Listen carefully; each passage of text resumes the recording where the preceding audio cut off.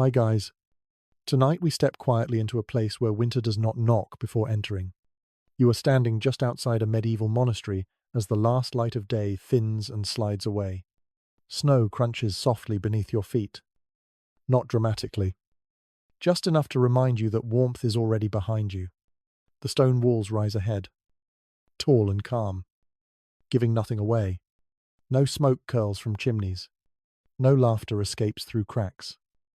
The building feels less like shelter and more like a decision that has already been made for you.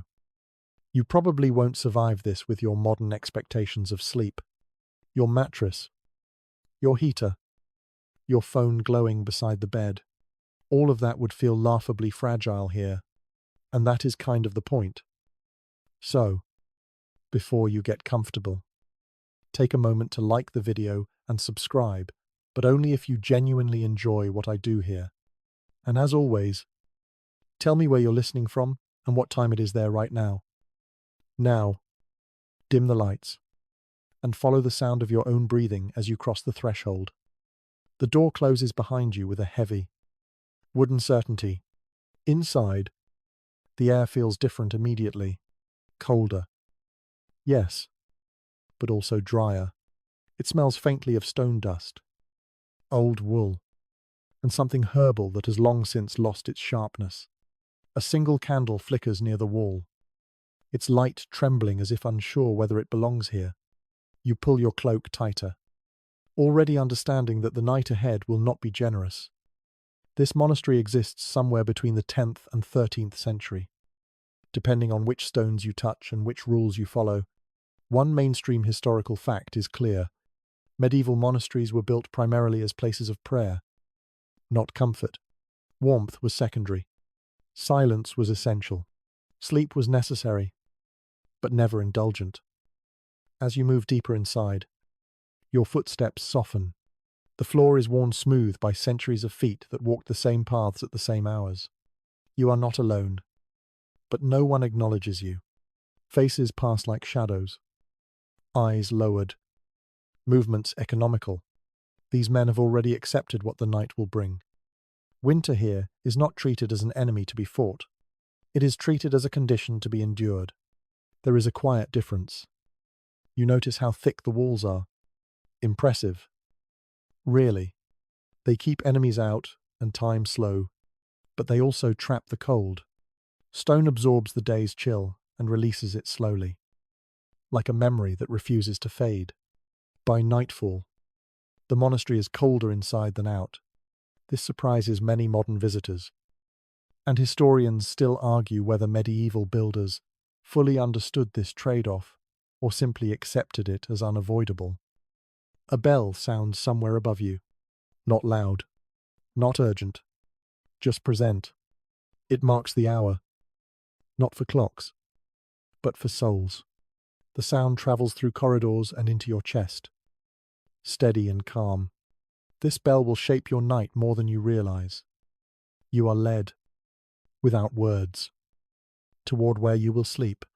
Along the way, you pass doorways that reveal nothing but darkness. No personal rooms, no private fires. Monastic life is built on shared experience, and that includes discomfort. A quirky detail often mentioned in surviving monastic records is that some monks believed cold nights reduced sinful thoughts. The logic was simple. It is hard to dwell on temptation when your toes are numb. Whether this was sincere belief or spiritual coping mechanism is something scholars continue to debate, but the idea lingered for centuries. You pause near a narrow window. Frost feathers the edges of the glass, turning moonlight into something blurred and distant. Outside, the world continues. Inside, time folds inward. Night here is not for drifting off whenever you please. It is a structured thing, divided and watched. Your hands feel stiff now. You rub them together softly, the sound swallowed by stone. Even this small movement feels loud. Silence is not just expected. It is enforced by habit and fear of correction, not punishment, necessarily, but shame. To disrupt the quiet is to disrupt the rhythm that holds everything together. As you walk, You become aware of sound in a new way. The whisper of fabric, the faint crack of wood contracting in cold. Somewhere, a distant cough that quickly stops. Sound travels differently in winter monasteries. It feels sharper, more exposed. You think, briefly, of how modern heating turns cold into an inconvenience. Here, cold is a companion. It settles beside you early and plans to stay. Some medieval texts describe winter nights as a form of shared trial, something that bonded monks together without conversation. You feel that bond beginning to form, even as an outsider. The corridor opens into a larger space, not yet the dormitory, but close. The ceiling rises slightly. The air smells more strongly of wool and human presence. You feel it on your skin, that mix of breath and damp fabric that signals many bodies resting in one place. This is where the night truly begins. You are tired already, and that is important. Monastic schedules were designed to exhaust the body just enough that sleep came quickly, even in cold. Work, prayer, fasting, repetition, all of it leads here, not to comfort, but to collapse. Before you step fully into the sleeping space, you hesitate. A modern instinct. Maybe one last moment of awareness before surrendering control. You already know this will not be a good night by today's standards, but it will be an honest one. Behind you, the bell sounds again, softer this time. Ahead of you, the dark waits patiently. You take one more breath, cold and steady, and step forward, carrying the day out of your body and into the stone that surrounds you. You do not lie down yet. First, you learn the rules that quietly decide how this night will unfold. No one gathers you to explain them. No voice announces expectations. Instead, you absorb them through observation, through small corrections, through the way everyone else moves as if guided by an invisible script. Rules here are not suggestions. They are the structure holding the silence together. As you stand near the edge of the dormitory space, you notice how no one speaks. Even eye contact feels restrained. A medieval monastery operates on a rhythm shaped by the rule of Saint Benedict, one mainstream historical fact that governed countless monastic communities across Europe. This rule was clear about sleep. It was necessary for health and discipline, but it must never become indulgence. You are allowed rest, not comfort. The bell you heard earlier was not a signal to sleep. It was a reminder of time. Night is divided into segments, and sleep must fit around prayer, not the other way around. You will lie down soon, but you will also rise again long before dawn, when your body still pleads for warmth and stillness. You watch as monks prepare themselves with practiced economy.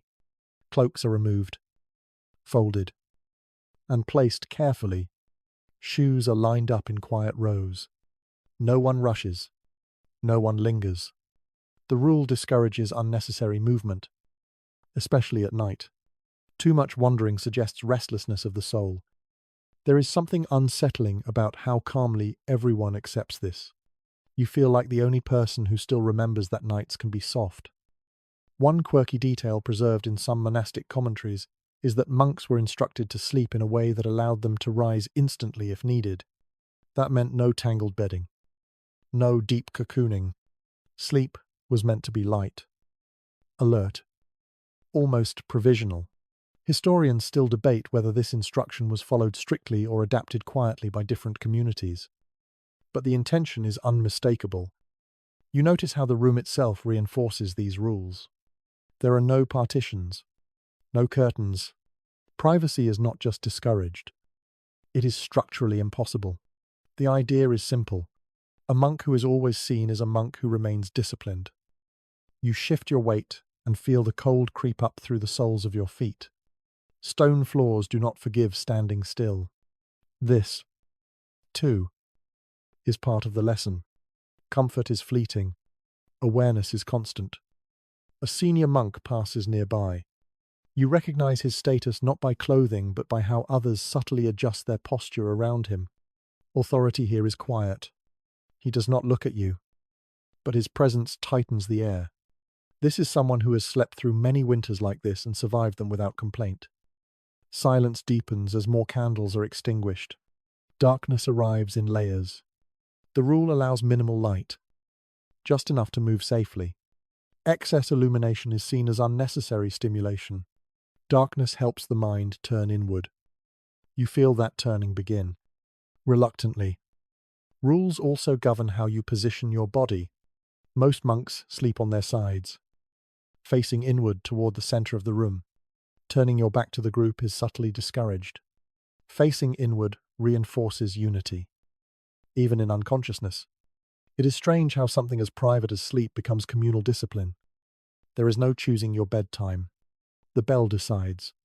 There is no choosing your wake time either. That will come later, when another bell slices through the night without apology. Your body is not consulted.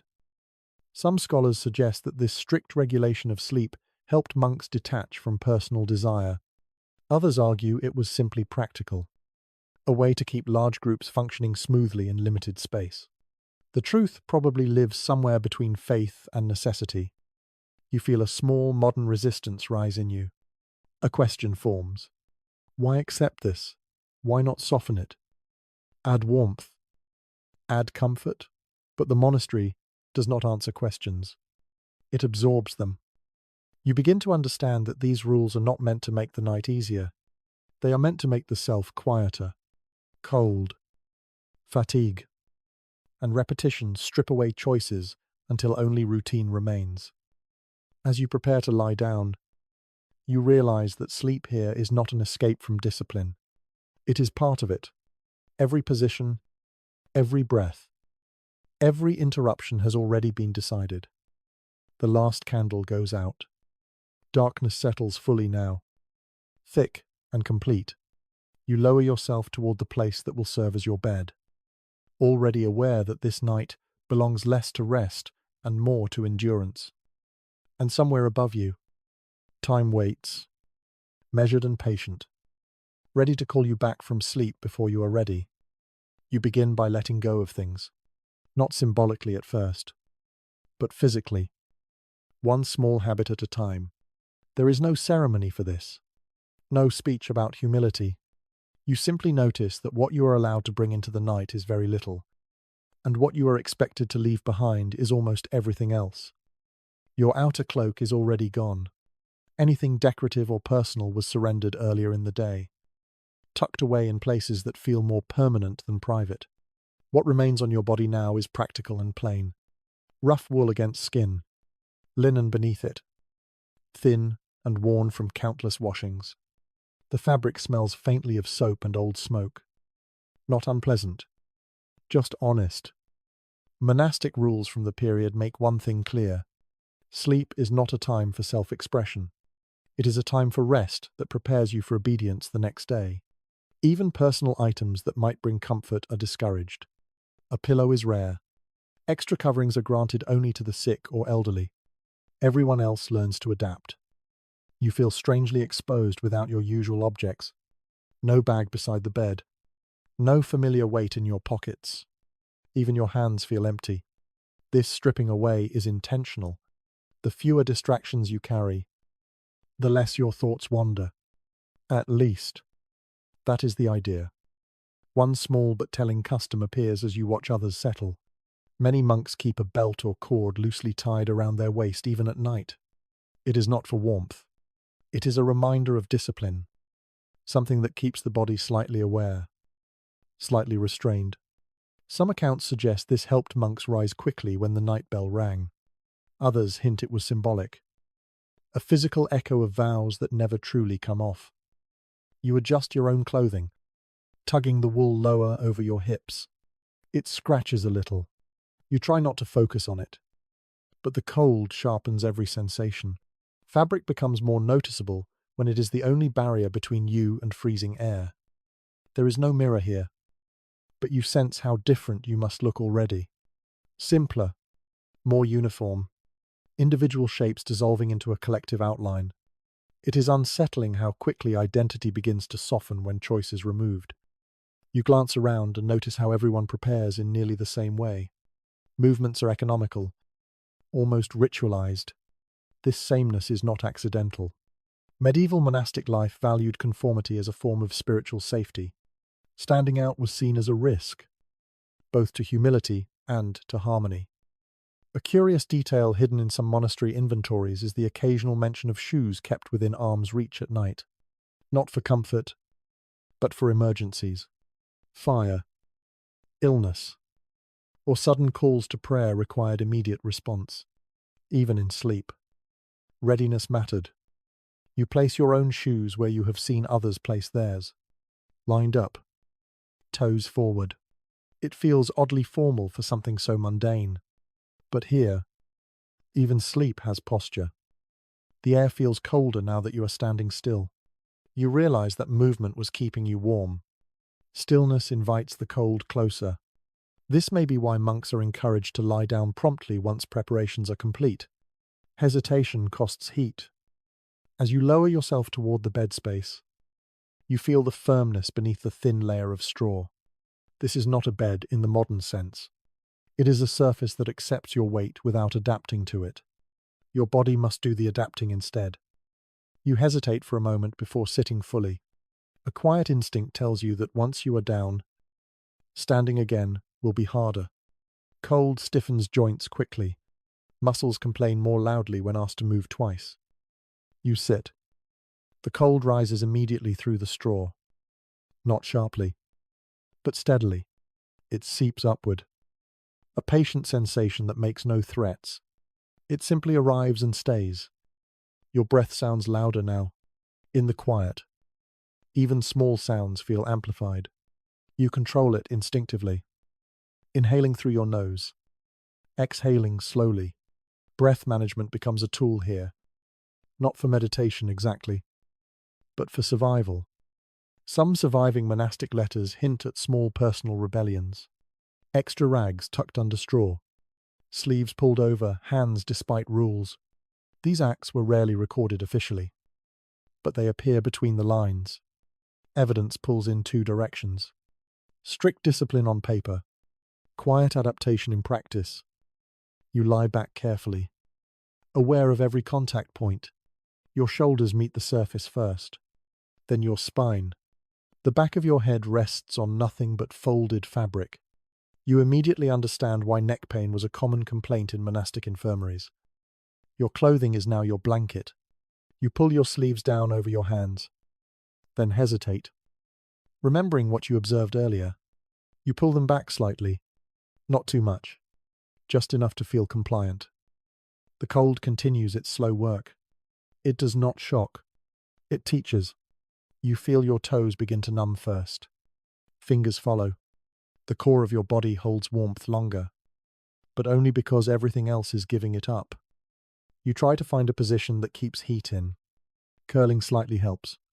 Facing inward helps too. Not physically, but mentally. There is comfort in knowing others are close, even if you cannot see them. You think briefly of modern advice about sleeping cool for better rest. The comparison almost makes you smile. This is not that. This is not a thermostat adjusted down a few degrees. This is winter, claiming its space. Your mind wanders, as minds do when bodies settle. You think of how sleep is usually framed as recovery, reward, escape. Here, it feels more like surrender, not to dreams, but to routine. No one speaks. No one shifts unnecessarily. The room breathes as one organism, slow and careful. You feel yourself becoming part of that rhythm, whether you intend to or not. The truth about how comfortable monks truly were at night remains uncertain. Some descriptions suggest remarkable endurance. Others hint at quiet misery endured without complaint. What is clear is that the night offered no special mercy. You close your eyes, not because sleep has arrived, but because there is nothing left to look at. The cold presses closer. The day recedes. And slowly, as resistance fades, you begin to understand that letting go of comfort is not a single act, but a series of small acceptances that continue long after the lights go out. You do not fall asleep yet. The cold keeps you balanced in that quiet space between rest and awareness.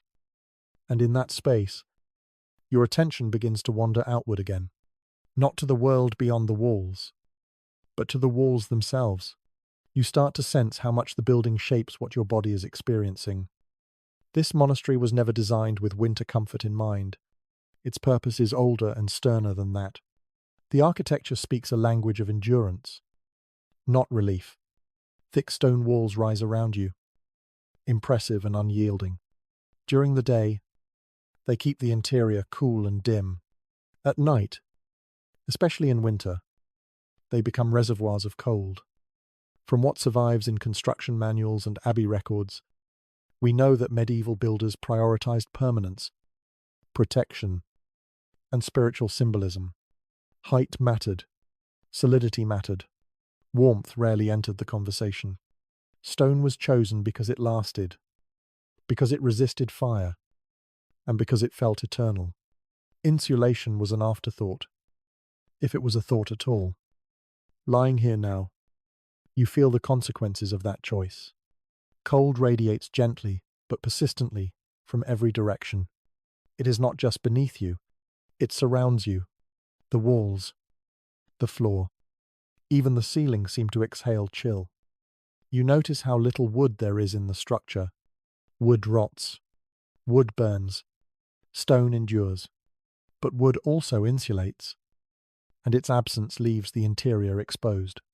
In some monasteries, wooden paneling was added centuries later to soften this effect. But in many early houses, bare stone dominated. Your breath fogs faintly in the darkness. You cannot see it clearly, but you sense it. Each exhale leaves your body warm and returns cooler, as if reminding you that heat is always leaving faster than it arrives. One overlooked detail in monastic architecture is the placement of sleeping quarters. Dormitories were often built above ground, sometimes on upper levels, where cold winds cut more sharply. This was not accidental. Elevation symbolized spiritual closeness to heaven. Comfort, once again, came second. You shift slightly and hear the faint rustle of straw. The sound travels farther than you expect. Stone carries noise efficiently. A cough at one end of the room can be heard clearly at the other. This is one reason silence mattered so deeply here. Privacy was never guaranteed, but quiet reduced friction. Your fingers brush the wall beside you.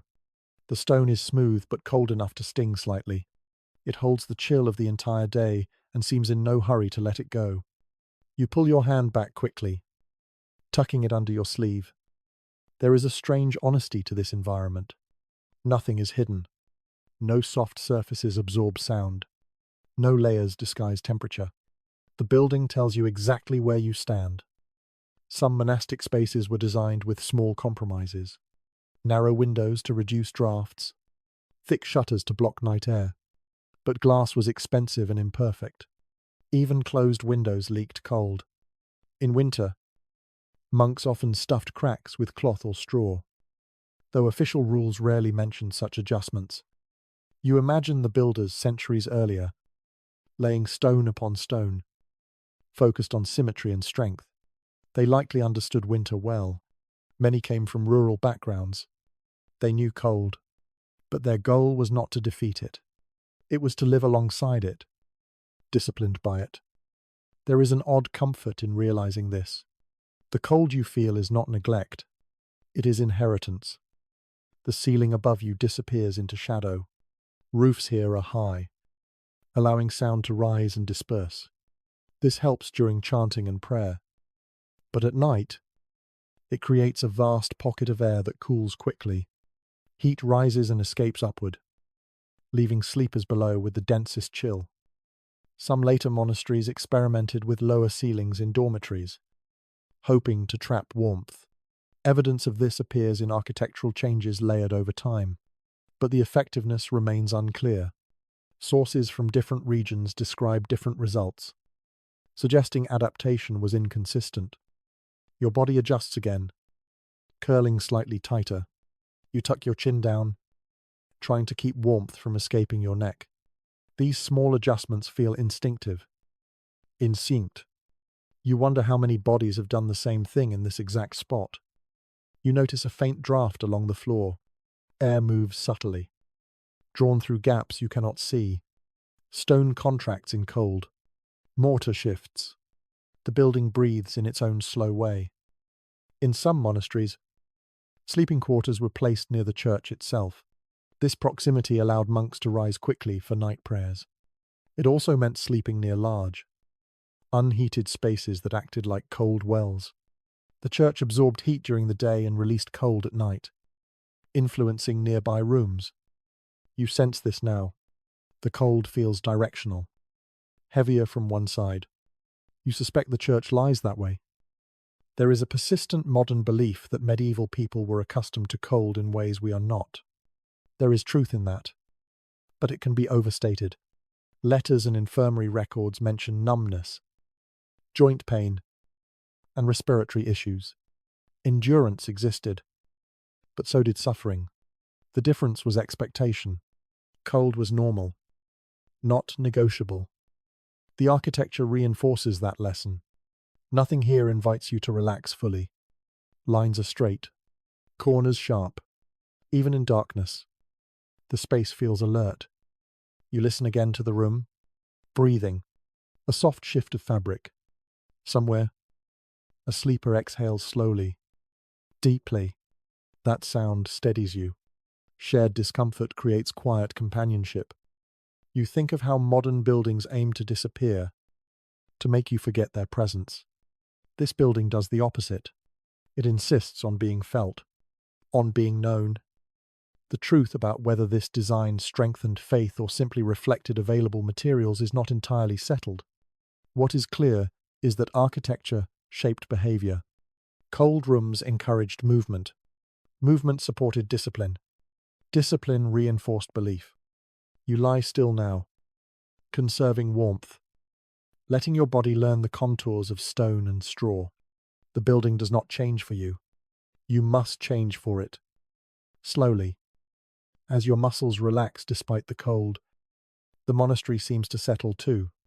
Not warmer, but quieter, more settled in its purpose. You are not asleep yet, but you are no longer resisting the space around you. The stone has made its case, and as your breathing slows, you begin to feel how this place, built for souls rather than bodies, will decide the terms of your rest long before dreams arrive. The dormitory reveals itself gradually, not all at once. At first, it is just a sense of space opening up around you, wider than the corridors, heavier with human presence. Then your eyes adjust to the darkness, and shapes begin to separate from shadow. Rows of sleeping places stretch along the walls, orderly and restrained, like a field planted with human bodies instead of grain. This is where everyone comes at night. No exceptions.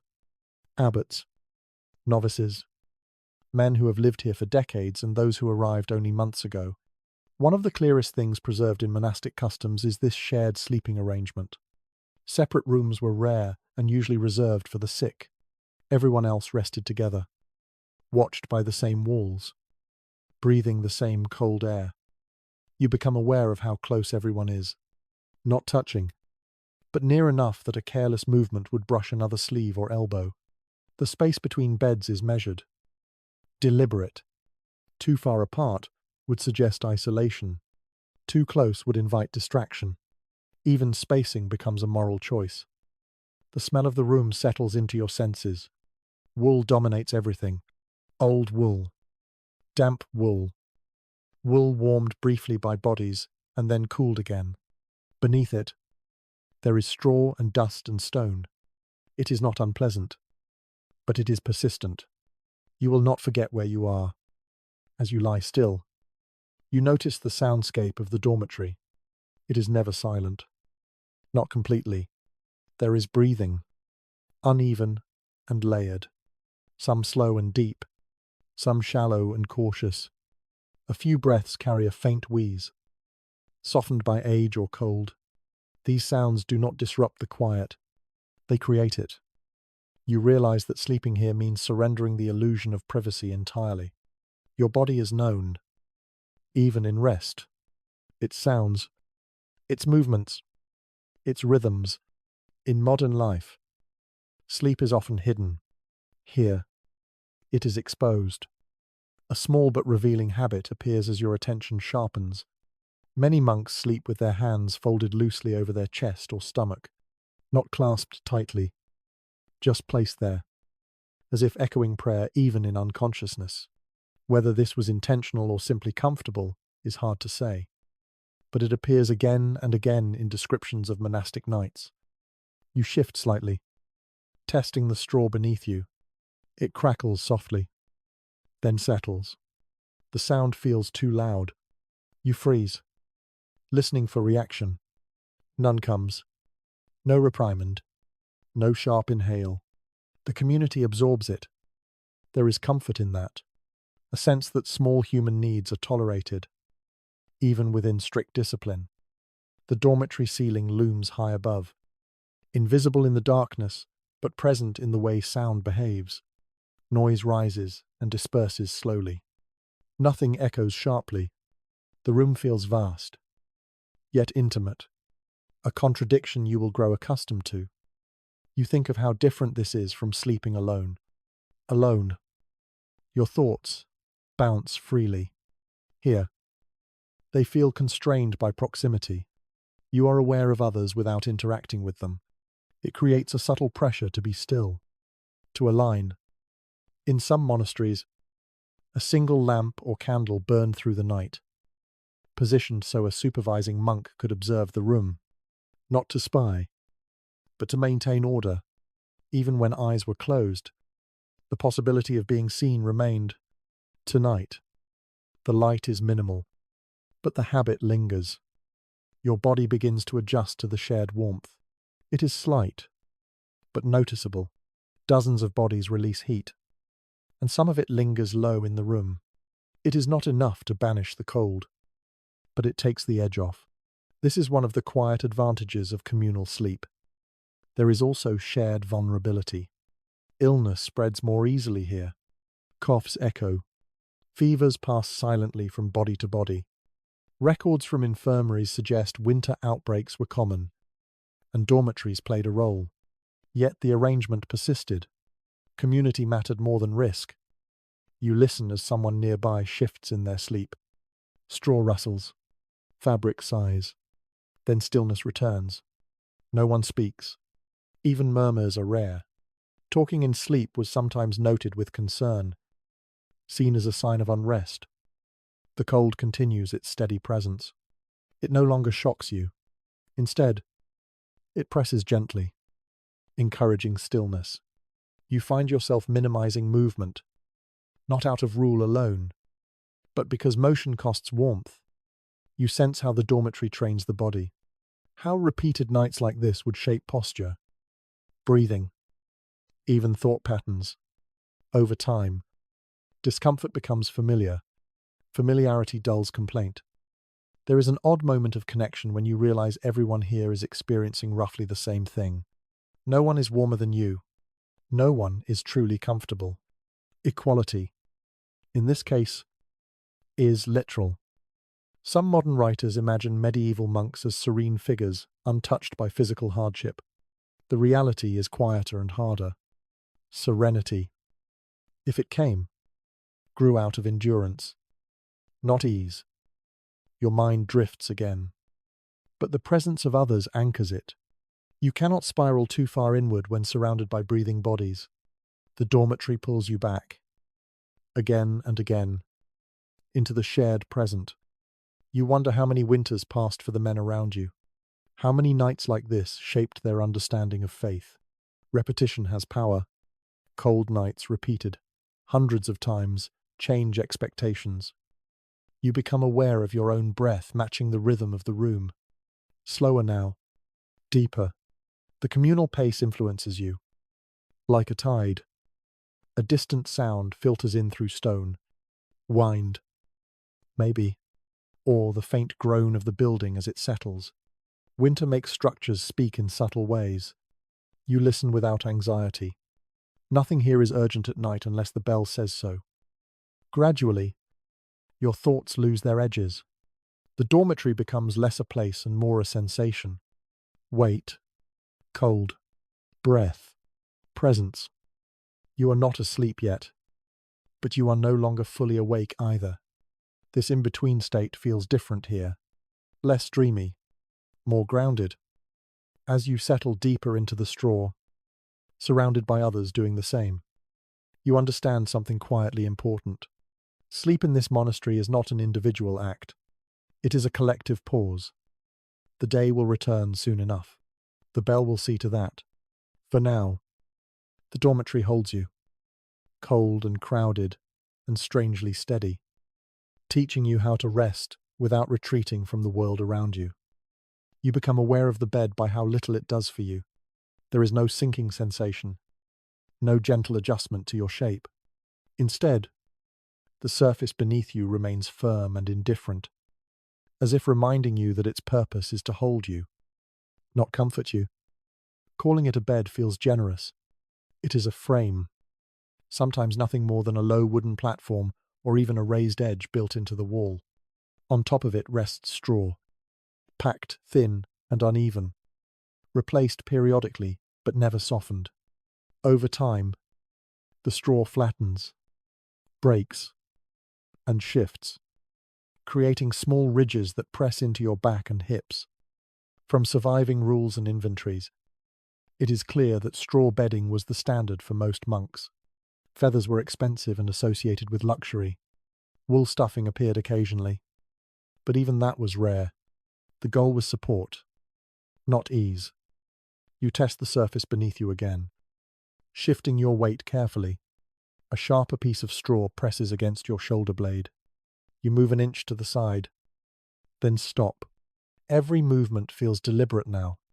Too much shifting draws attention and costs heat. Your spine slowly learns the shape of the boards beneath the straw. You can feel where wood joins wood, where gaps allow colder air to creep upward.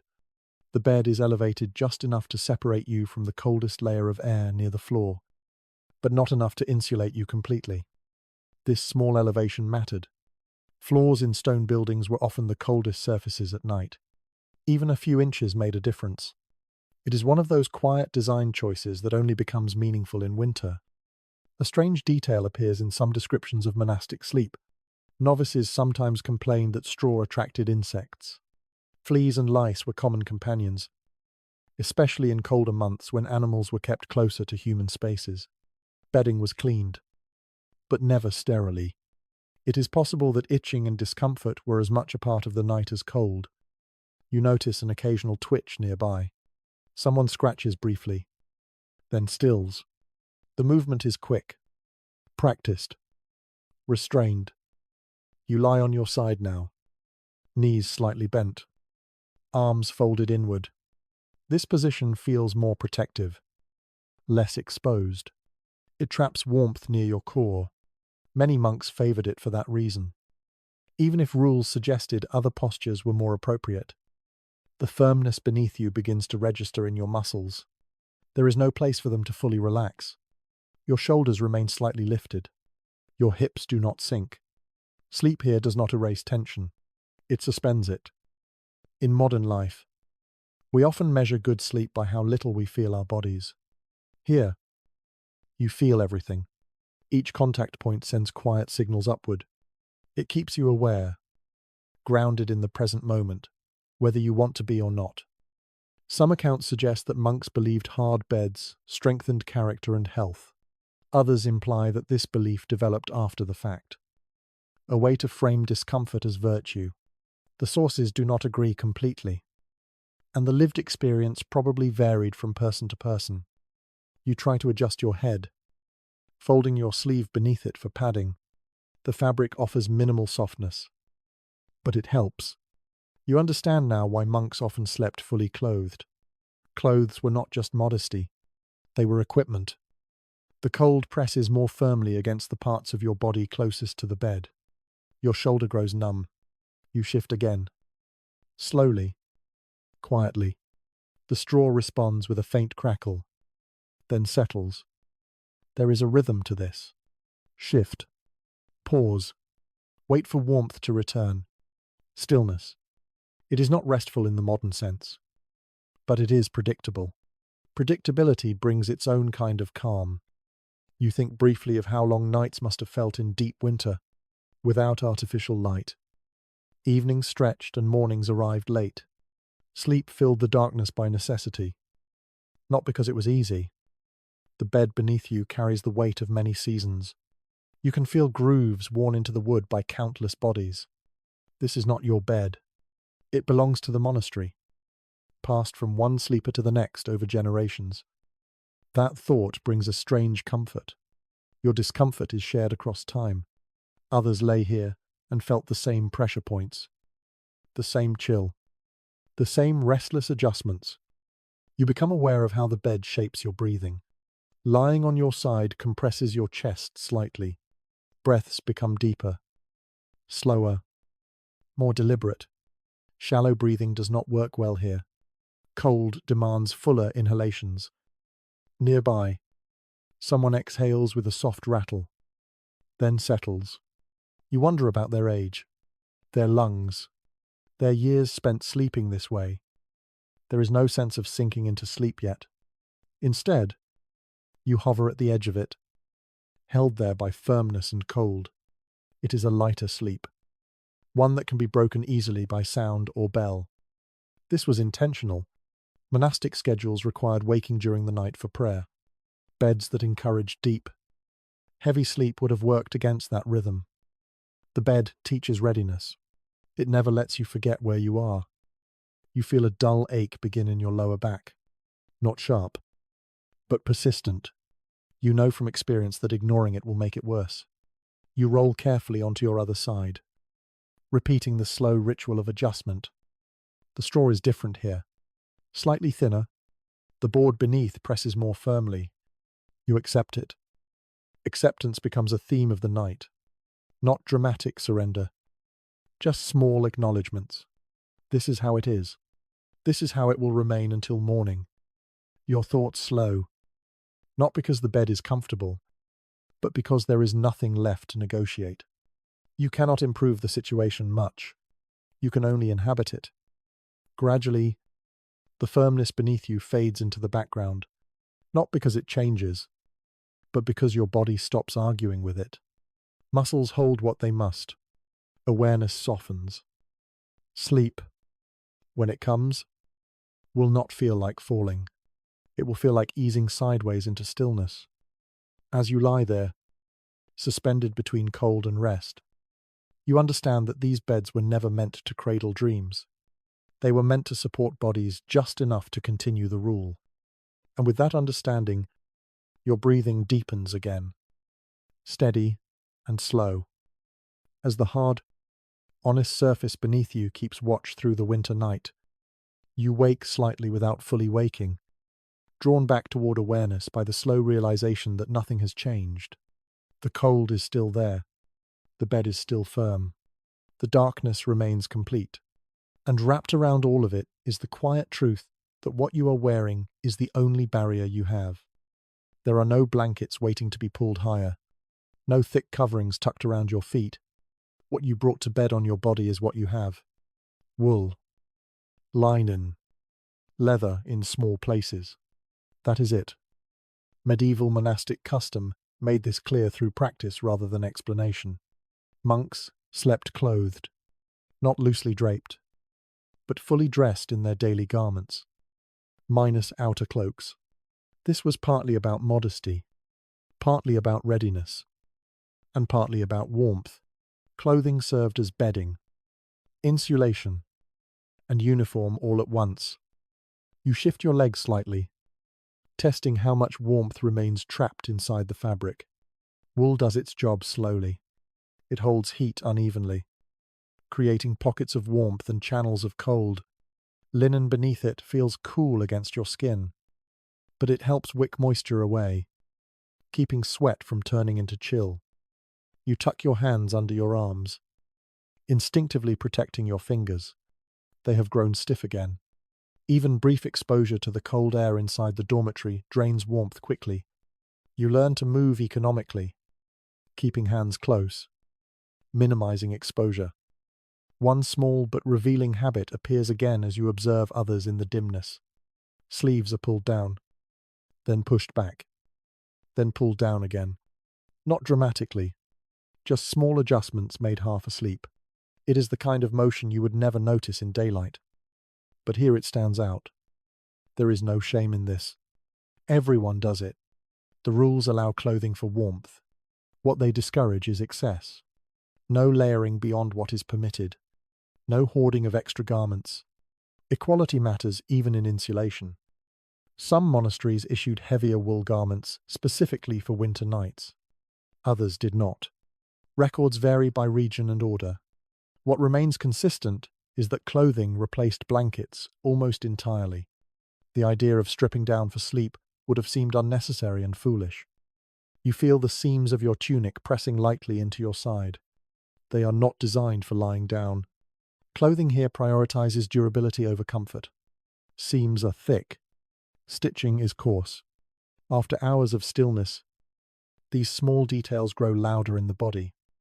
You turn your head slightly and feel the fabric bunch beneath your cheek. There is no smoothness here.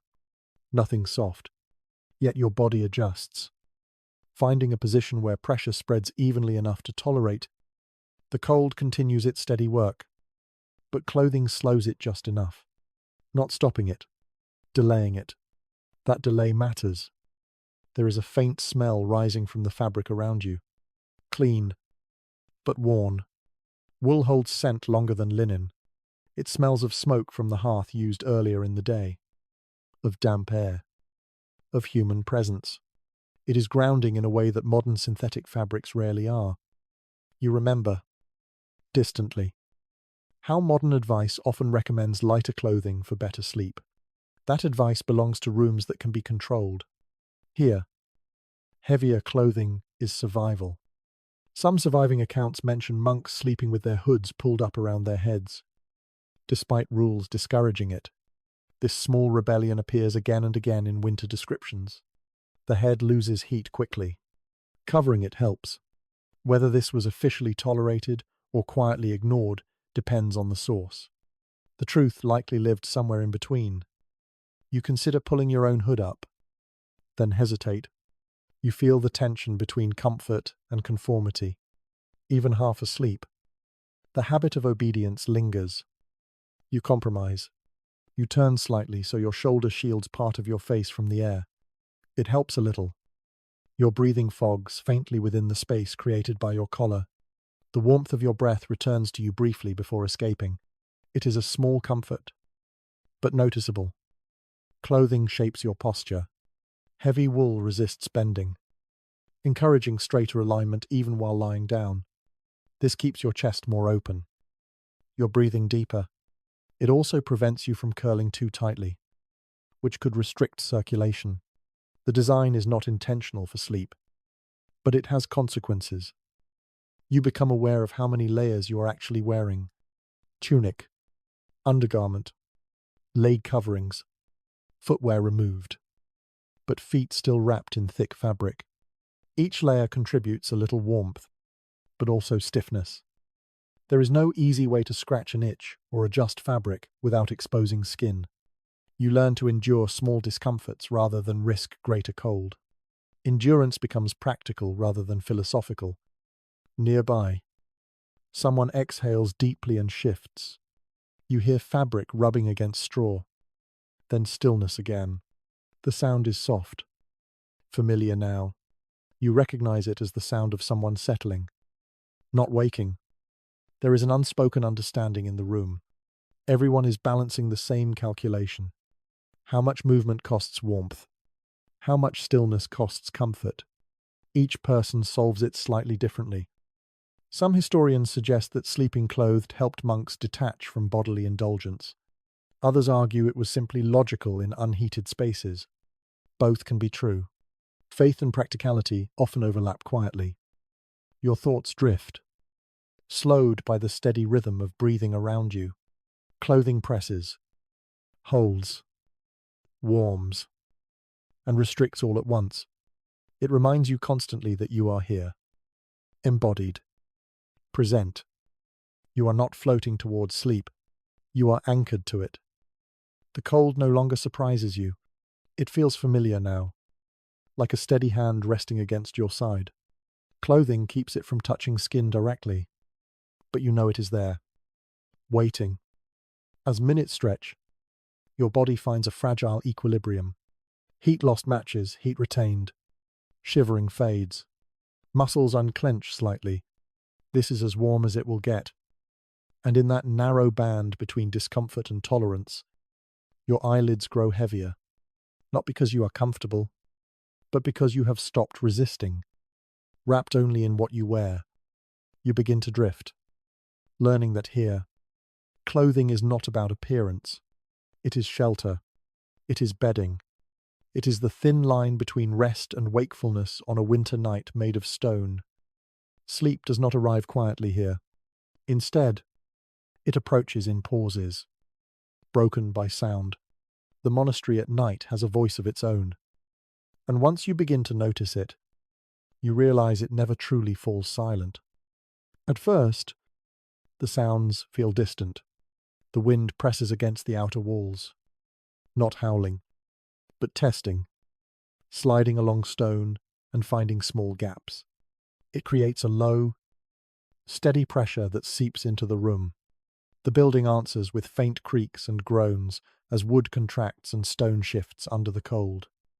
You listen without moving. Each sound feels amplified in the darkness, without light to anchor your senses. Hearing becomes sharper. You notice how the dormitory carries noise in subtle ways. A breath nearby feels close. A movement several beds away travels across the floor and up the walls. There is a rhythm to it. The monastery breathes. Not like a living thing exactly, but like a structure responding to temperature and time. As the night deepens, it settles. Sounds grow slower, more spaced apart. Some noises you recognize immediately. Fabric rubbing, straw compressing, a quiet sniff. These are human sounds, familiar and reassuring. Others are harder to place. A faint tapping, a distant thud, possibly ice shifting on the roof, possibly a shutter moving in the wind. You think briefly of how modern buildings are designed to muffle these things. Insulation hides sound. Double walls absorb vibration. Here, nothing is hidden. The building tells you what it is experiencing. There is an old belief, noted in several monastic writings, that nighttime sounds could distract the mind toward fear or imagination. Monks were encouraged to accept these sounds without interpretation. Not every noise meant danger. Most were simply the world continuing. You test this advice now. A sudden crack echoes softly. Like wood splitting. Your body tenses. Then you breathe out slowly. No footsteps follow. No alarm bell rings. The sound fades back into the fabric of the night. The wind shifts direction. You hear it slide along the length of the wall. Searching, it finds a seam and slips through, creating a thin whistle that lingers for several seconds before stopping. Cold air follows, brushing your cheek. You pull your chin down slightly, then hold still again. Some monasteries were built near forests or hills. Night sounds from animals occasionally reached the dormitory. An owl call, a distant bark. In winter, these sounds were rarer, muted by snow and cold. Still, they happened. The outside world was never completely shut out. You listen carefully, separating layers of sound. Closest are the breaths. Then, the subtle movements of bodies adjusting. Beyond that, the building itself. Beyond that, the world. There is a moment when you realize that listening like this keeps you awake. Yet ignoring the sounds feels impossible. Your mind is alert, scanning gently, learning the pattern.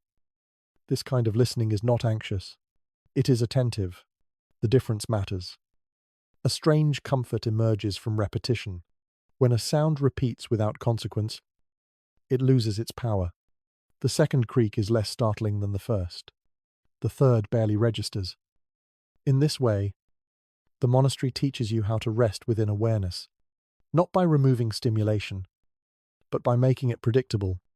You notice a faint drip somewhere.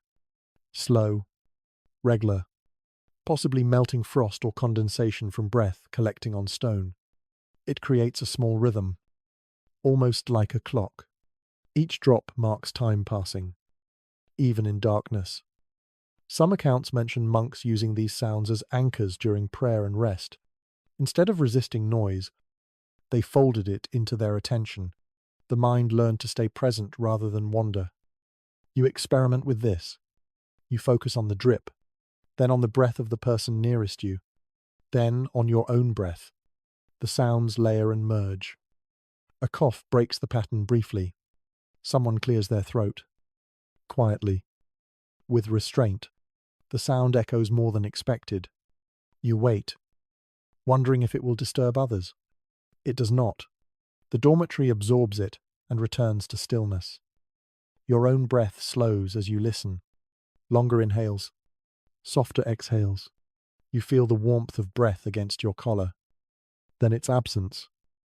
Outside, wind brushes against the roof again. This time slower. It feels like a hand smoothing over stone. The building responds with a low creak that settles quickly.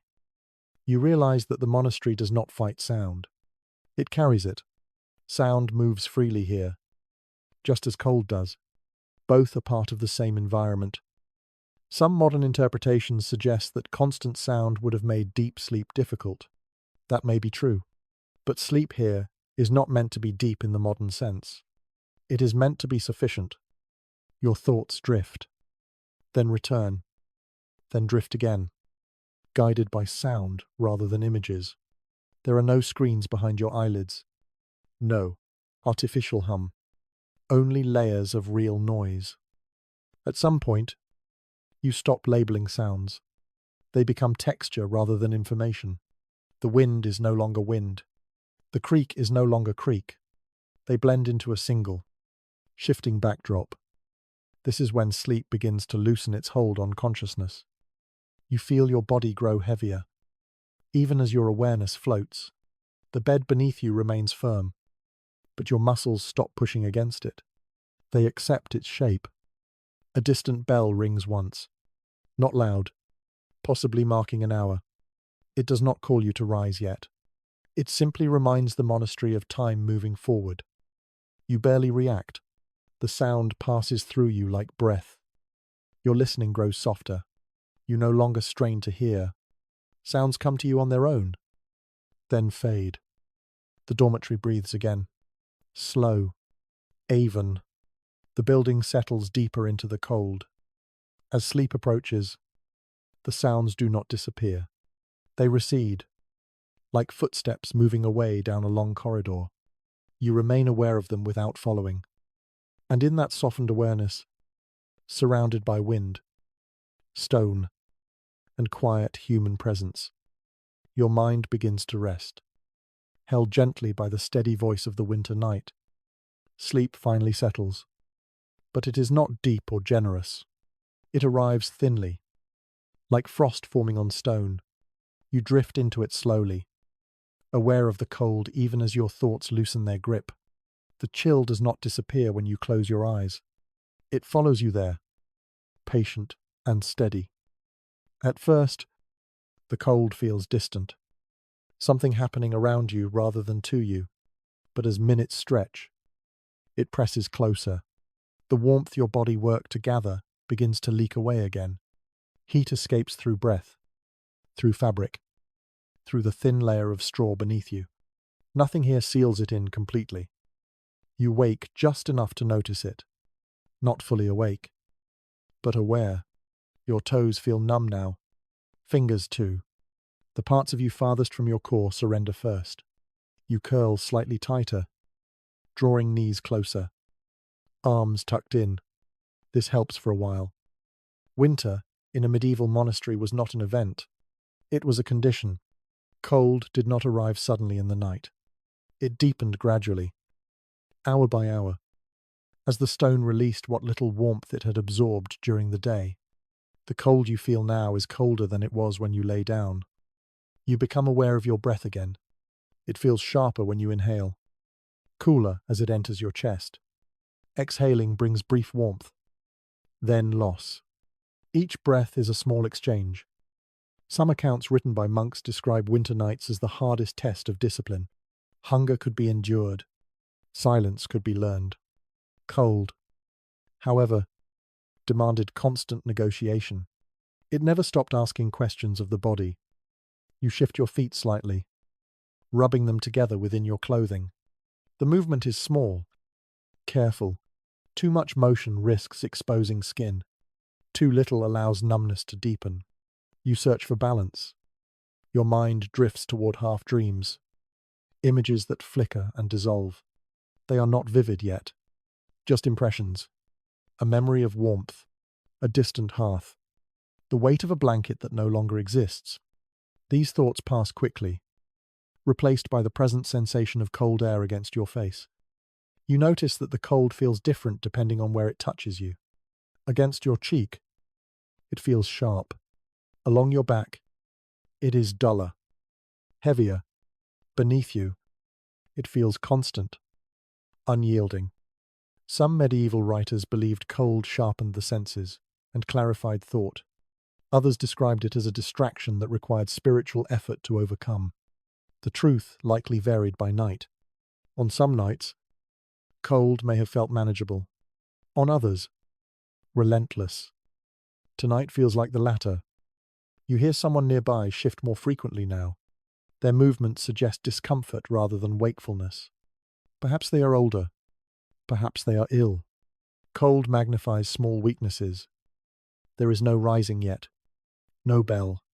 Just the long stretch of night, unfolding without hurry. You become aware of how still you are trying to remain. Muscles hold tension to preserve warmth. Relaxing too much allows cold to creep deeper. Your body stays partially alert, even as your mind drifts. This kind of rest is lighter. It floats near the surface. You could wake quickly if needed. That is exactly how it was meant to be. In some monasteries, rules allowed for extra coverings during severe cold spells, but these allowances were rare and often temporary. The expectation remained endurance. Winter was a teacher, not an exception. You think briefly of how many winters passed like this. One after another, the novelty long gone. Only habit remained. Habit turns hardship into routine, but it does not remove it. Your jaw tightens slightly. You loosen it again, letting your mouth rest open just a little. Breathing through the mouth brings more cold in. But sometimes it feels easier. You tuck your chin down further, trying to protect your throat. This helps. The warmth of your breath stays closer to your chest. The cold feels heavier now, pressing rather than brushing. It settles into joints. Knees ache faintly. Hips complain. These are not sharp pains, but dull reminders that the body is working. Some monks reportedly believed that enduring cold without complaint was a form of prayer, not spoken, but lived. The body's discomfort offered upward silently. Whether this belief eased the experience or merely reframed it is unclear. You do not feel heroic. You feel human. Your thoughts slow again. The cold becomes less an object of focus and more a constant presence.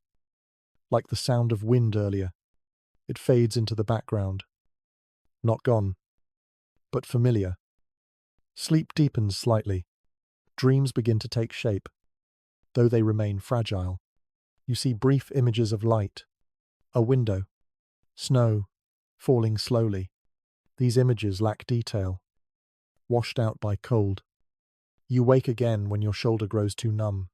You shift carefully, redistributing weight. The movement wakes you more than you want, but it is necessary. The straw rustles softly, then settles. No one reacts. The room remains steady. You listen again to the breathing around you. It continues, uneven but present. Others are waking and settling just as you are. The night is not smooth for anyone. You consider how long until morning. You do not know the hour. Time is marked by bells here, not personal sense. This uncertainty stretches the night. It makes patience necessary. The cold does not relent. It simply holds its position. At some point, you stop checking it. You stop measuring how cold you feel. The sensation remains, but your attention moves elsewhere. This is not comfort. It is adaptation. Your breathing finds a steady rhythm again. Muscles ease just enough. Sleep resumes its shallow hold. The night continues, long and unbroken. The cold stays with you, not as an enemy, but as a constant companion that never leaves your side. And in that companionship, as your body learns to rest within discomfort rather than escape it, the hours pass quietly, carrying you closer to the moment when the bell will call you back to stone floors and freezing air once more. You do not wake to the bell so much as you surface toward it. The sound reaches you before you understand what it means. A single tone, low and steady, rolling through stone and air. It does not startle. It summons. Your eyes open reluctantly. Darkness still fills the dormitory. Nothing has changed except your awareness. The cold feels sharper now that sleep has thinned. Muscles protest as they register stillness held too long. The bell rings again. Closer this time. Or perhaps your hearing has sharpened. It marks the hour for night prayer. In this monastery, sleep bends around devotion, not the other way around. Rising in winter is the hardest moment. Warmth gathered with effort leaks away as soon as you move. You push yourself upright slowly, careful not to rush. The straw releases you with a soft sound. Cold air rushes in where your body had been. You sit, then pause. Standing too quickly can make you dizzy. Blood shifts. The cold seems to thicken around your legs. You place your feet on the stone floor and feel the shock immediately. Even through thick fabric, the cold bites. This is where discipline shows itself, not in grand gestures, but in the act of standing when every part of you argues against it. Night prayer, often called matins or vigils depending on the order, was a central feature of monastic life. Surviving schedules make it clear that monks were expected to rise in the deepest part of the night, often around midnight or shortly after. Winter did not change this expectation. You pull yourself to your feet. The dormitory fills with quiet movement. No one speaks. Bodies rise. Straighten. Adjust clothing. The sound of fabric against fabric replaces breathing as the dominant noise. You feel stiff. Joints complain softly. Your back resists straightening. You stretch without realizing it. Then stop, remembering where you are. Movements remain small and controlled. The cold feels different now that you are upright. It no longer presses evenly. It wraps around your legs, climbs upward, finds gaps in clothing. You pull your tunic tighter around your waist, more out of habit than effect. A line begins to form. You follow it, guided by proximity rather than instruction. The doorway ahead glows faintly. Someone has lit a candle in the corridor. Its light feels thin, almost fragile against the darkness. As you step out of the dormitory, the temperature drops again. Corridors are colder than sleeping spaces. There is no shared warmth here, no accumulated heat. Stone walls stand apart, each holding its own chill. Your breath fogs visibly now. You watch it briefly, then look away. Focusing on cold makes it louder. The church interior waits ahead. Vast, unheated, high ceilings disappear into shadow. Even before you enter, you feel its cold presence pulling warmth from you. Inside, the space opens wide. The air feels heavier, colder. Still, sound behaves differently here. Footsteps echo softly. Breathing sounds sharper. You take your place among the others. Wooden stalls offer minimal support. Sitting brings little relief. Standing too long brings fatigue. Kneeling presses cold directly into bone. Every posture has its cost. The bell falls silent. Chant begins. Voices rise together, low and steady. The sound fills the space. Climbing upward. lingering against stone before falling back down. Chanting warms the body slightly. Breath deepens. Muscles engage. It helps. This is not dramatic singing. It is measured. Repetitive. Calm. The words matter. But the rhythm matters more. Repetition anchors the mind when the body is cold and tired. You feel warmth spread faintly through your chest as you chant, not enough to chase away the cold, but enough to remind you that movement creates heat. Stillness invites chill. Some accounts suggest that night prayer was intentionally placed during the coldest hours to sharpen focus. Fatigue strips away excess thought. Cold keeps the body alert. Together, they narrow attention. Whether this was deliberate design or inherited tradition remains uncertain. What is clear is that the effect was powerful. Your voice blends with others. Individual tones disappear into a shared sound. There is comfort in that. No one voice carries responsibility. The group holds the chant together. You notice how the sound warms the space psychologically, if not physically. The church feels less empty when filled with voices. Cold still presses in, but it feels less isolating. Time stretches. You do not know how long you have been standing. The chant continues. Unbroken. Your legs ache. You shift weight slightly, careful to remain quiet. At moments, your mind wanders. It drifts toward sleep again, carried by rhythm. Then a change in tone pulls you back. Attention returns. This cycle repeats. Focus. Drift. Return. Eventually, the chant slows. A final phrase lingers. Then fades. Silence returns. Heavier now that sound has left it. You stand still, listening to your own breath. It feels loud in the sudden quiet. The bell rings again. Softer this time. The signal to return. You turn and follow the others back through corridors that feel even colder than before. Your body, warmed slightly by movement and voice, now loses heat quickly. The contrast stings. Back in the dormitory, you move faster. There is no lingering now. Everyone knows what to do. You lower yourself back onto the straw, pulling limbs close, reclaiming the small pocket of warmth you left behind. The bed feels colder than before, but also familiar. You curl into the position you practiced earlier. Clothing settles. Straw shifts. Your breath slows again. The bell has done its work. Night prayer fractures sleep, but it also structures it. Without this interruption, the night might stretch endlessly. With it, time gains shape. You close your eyes, aware that rest will return quickly now. Fatigue deepens after interruption. The body accepts sleep more readily. As you settle, the cold feels less aggressive. Perhaps because you know it now. It has shown its worst. You have risen and returned. You have endured this cycle once. There will be more nights like this. More bells. More cold floors. More chants rising into darkness. For now, though, you allow your body to sink back into stillness. Breath evens out.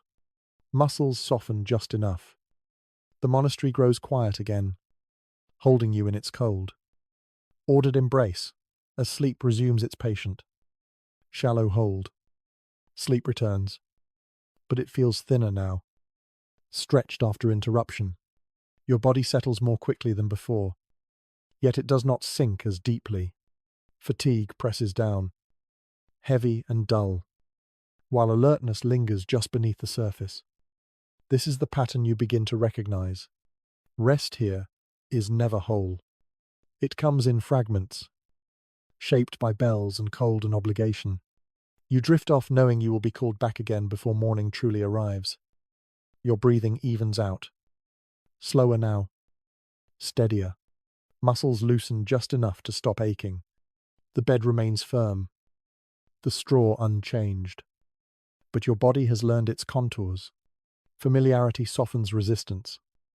Still, sleep stays light.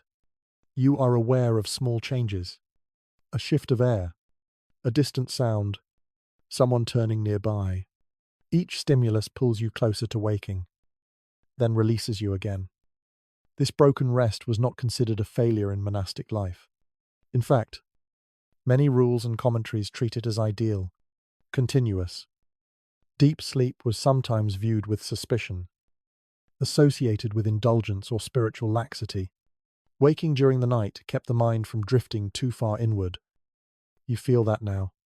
Even as you rest, a part of you remains oriented outward, listening. The dormitory never disappears completely. Your dreams, when they come, are brief and unformed. They flicker like reflections on stone. A corridor, a window, snow falling in silence. These images dissolve before they can settle. Cold shapes these dreams too. You sense it even in sleep. A steady pressure that keeps you from floating too far away. It anchors you in the body. You wake again, just enough to adjust your position. Your hip aches faintly. You roll carefully, repeating the slow ritual you have learned. Shift. Pause. Let warmth return. Stillness. Nearby, someone sighs softly. The sound carries a hint of weariness. Not frustration, just acceptance.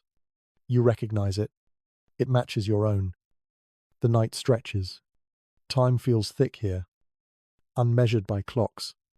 Without light, without markers, hours lose their edges.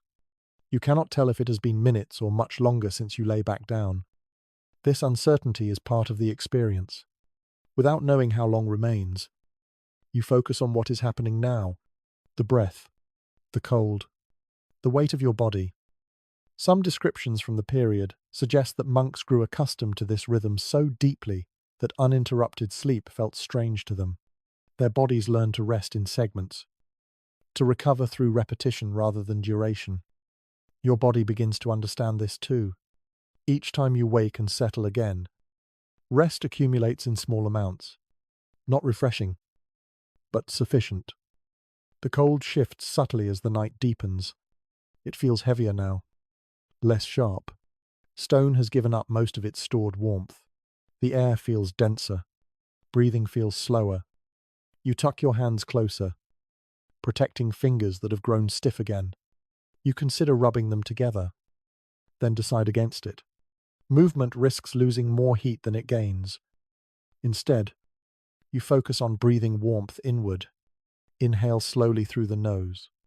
Exhale gently through the mouth, letting warmth linger near your collar. This small technique helps. Just enough. Your thoughts wander toward the idea of exhaustion. Not the dramatic kind, but a quiet, all-over weariness that settles into bones. This is holy exhaustion, some might say. Others might simply call it being tired. You feel both interpretations at once. There is no resentment in the room, no anger at the interruption. That emotion would require energy. What remains is endurance. You think briefly of how modern discussions of sleep emphasize uninterrupted cycles and optimal conditions. Those ideas feel distant here. Rest is not optimized. It is managed. And yet, there is something strangely calming about knowing you are not meant to feel fully restored. Expectations are lower. The body does what it can. You wake again to a faint sound, unsure what it is at first. Then you recognize it as wind brushing along the outer wall. It sounds slower now, more deliberate. The storm, if there is one, has settled. You listen until the sound becomes familiar, then fade back toward sleep. This pattern repeats. Light sleep, brief waking, adjustment, return. Each cycle smooths the edges of awareness. You notice that your mind is quieter now. Fewer thoughts rise. When they do, they pass quickly. Fatigue strips away complexity. This is perhaps what was valued here. A mind too tired to wander far. A body too cold to seek comfort. Attention narrows naturally. You become aware of the bell in anticipation before it sounds. Some part of you expects it. The night has a shape now. You are inside it. When the bell does ring again, later, it does not shock you. It arrives as expected. Part of the rhythm. You surface toward it without surprise. But for now, there is still space to rest. You lie still, listening to breath and wind and the subtle sounds of stone contracting in cold. The monastery feels settled, holding its shape. Sleep does not deepen, but it steadies. It becomes a calm, shallow pool rather than a plunge. You float near the surface, held there by cold and routine. And in that floating state, between wakefulness and rest, you begin to understand that here, sleep is not about escape. It is about persistence. Each fragment adds up. Each return to stillness counts. The night continues, patient and unyielding, while you rest within it as best you can, learning to accept broken sleep as the only sleep available. The absence of fire becomes more noticeable as the night stretches on. You realize it not because you expect flames, but because your body keeps searching for a source of warmth that never arrives. There is no hearth glowing softly at the edge of the dormitory, no embers hidden behind stone, just cold air, steady and impartial. Fire, in this place, is a carefully controlled presence. It belongs to kitchens, to workshops, to infirmaries when illness demands it. It does not belong to sleeping spaces. The risk of flame in a room full of straw and wool is too great. Safety, once again, outweighs comfort. You feel the logic of this rule as much as you understand it. Straw beneath you would catch instantly. Wool would smoulder. Stone walls would not save you if fire took hold. The memory of past fires lingered in many monasteries, sometimes preserved in charred beams or rebuilt wings. Nighttime was especially dangerous. Because of that, most monks slept without any direct heat source at all. Even in the harshest winters, fires were kept away from dormitories. This was not negligence. It was caution learned through loss. You imagine what a small fire might do for you right now. The glow, the warmth spreading outward, the relief in your joints. Then you imagine how quickly that same fire could turn the room into chaos. Panic, smoke, trampled straw. The thought fades. Instead, the monastery relies on bodies and walls and routine. Warmth is meant to come from within or not at all. Some monasteries did allow limited warming practices before bed. A visit to the kitchen hearth. A brief pause near a fire in a workroom. These moments were short, controlled, and shared. They offered temporary relief, not lasting comfort. You remember passing a hearth earlier in the day, the way heat clung to your clothes afterward. That warmth feels distant now, like a memory of summer. The cold presses into your joints again. Knees ache faintly. Your lower back stiffens. Without fire, the body has no chance to reset fully. It remains in a constant state of mild contraction, guarding heat. You shift slightly, then stop. The straw beneath you sighs, then stills. You wait, listening. No reaction. You settle again. The absence of fire also changes the smell of the room. Without smoke, the air stays clean but sharp. There is no comforting scent to soften the night. Just wool, breath, and cold stone. Some records mention that monks believed enduring cold without fire strengthened discipline and humility. Others simply describe it as necessary. Wood was valuable. Firewood had to be gathered, stored, rationed. Burning it through the night for sleep would have been wasteful.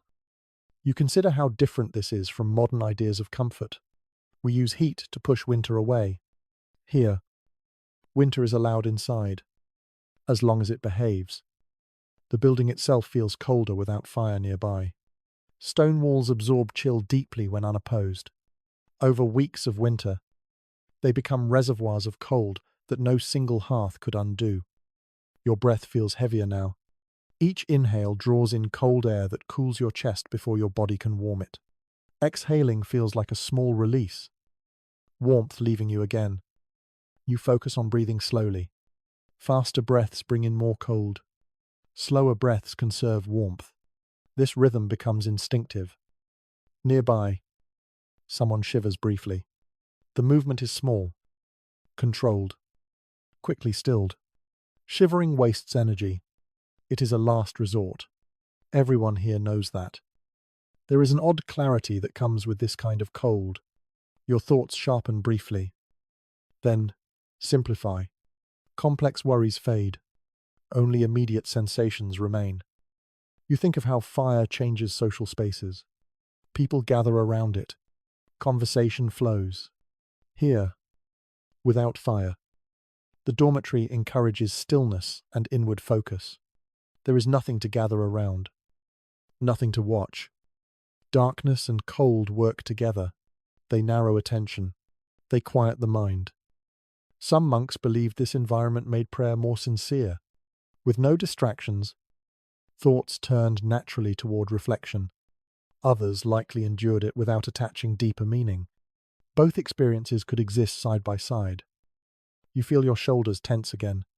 You consciously let them drop slightly. Conserving energy. Muscles learn to hold less. The cold is steady now, no longer changing rapidly. It has reached a kind of equilibrium. Your body has adjusted as much as it will. You wonder how newcomers coped during their first winters. The shock must have been intense. Over time, tolerance would grow. Expectations would shift. What once felt unbearable would become familiar. That familiarity did not mean comfort. It meant predictability. You rest in that predictability now. No fire will appear. No sudden warmth will arrive.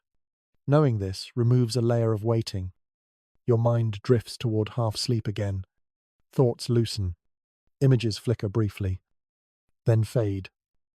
You hear a faint crack from somewhere in the building, possibly wood contracting, possibly ice shifting. It does not concern you anymore. The sound passes without raising your heart rate. The absence of fire also means the absence of light. Darkness remains complete. Candles are not burned through the night here. Oil is precious. Light is rationed. This darkness deepens the sense of isolation from the outside world. There is no moonlight inside these walls. No glow from hearths. Just shadow and shape. Your eyes remain closed. There is nothing to see anyway. You feel your body grow heavier again. Fatigue builds quietly, layer by layer. Even without warmth, exhaustion brings a kind of release. Sleep returns. Shallow but steady. You float just beneath the surface. Aware of cold, but no longer reacting to it strongly. The monastery holds its breath around you. Stone, straw, wool, and human bodies share the same cold space, enduring together. Fire will return in the morning, in kitchens and workrooms. It will warm hands and food and tools. But for now, it stays absent, deliberately withheld. And in that absence, you learn another lesson of the night. Warmth is not guaranteed. Rest does not require comfort. The body adapts when the mind stops expecting more.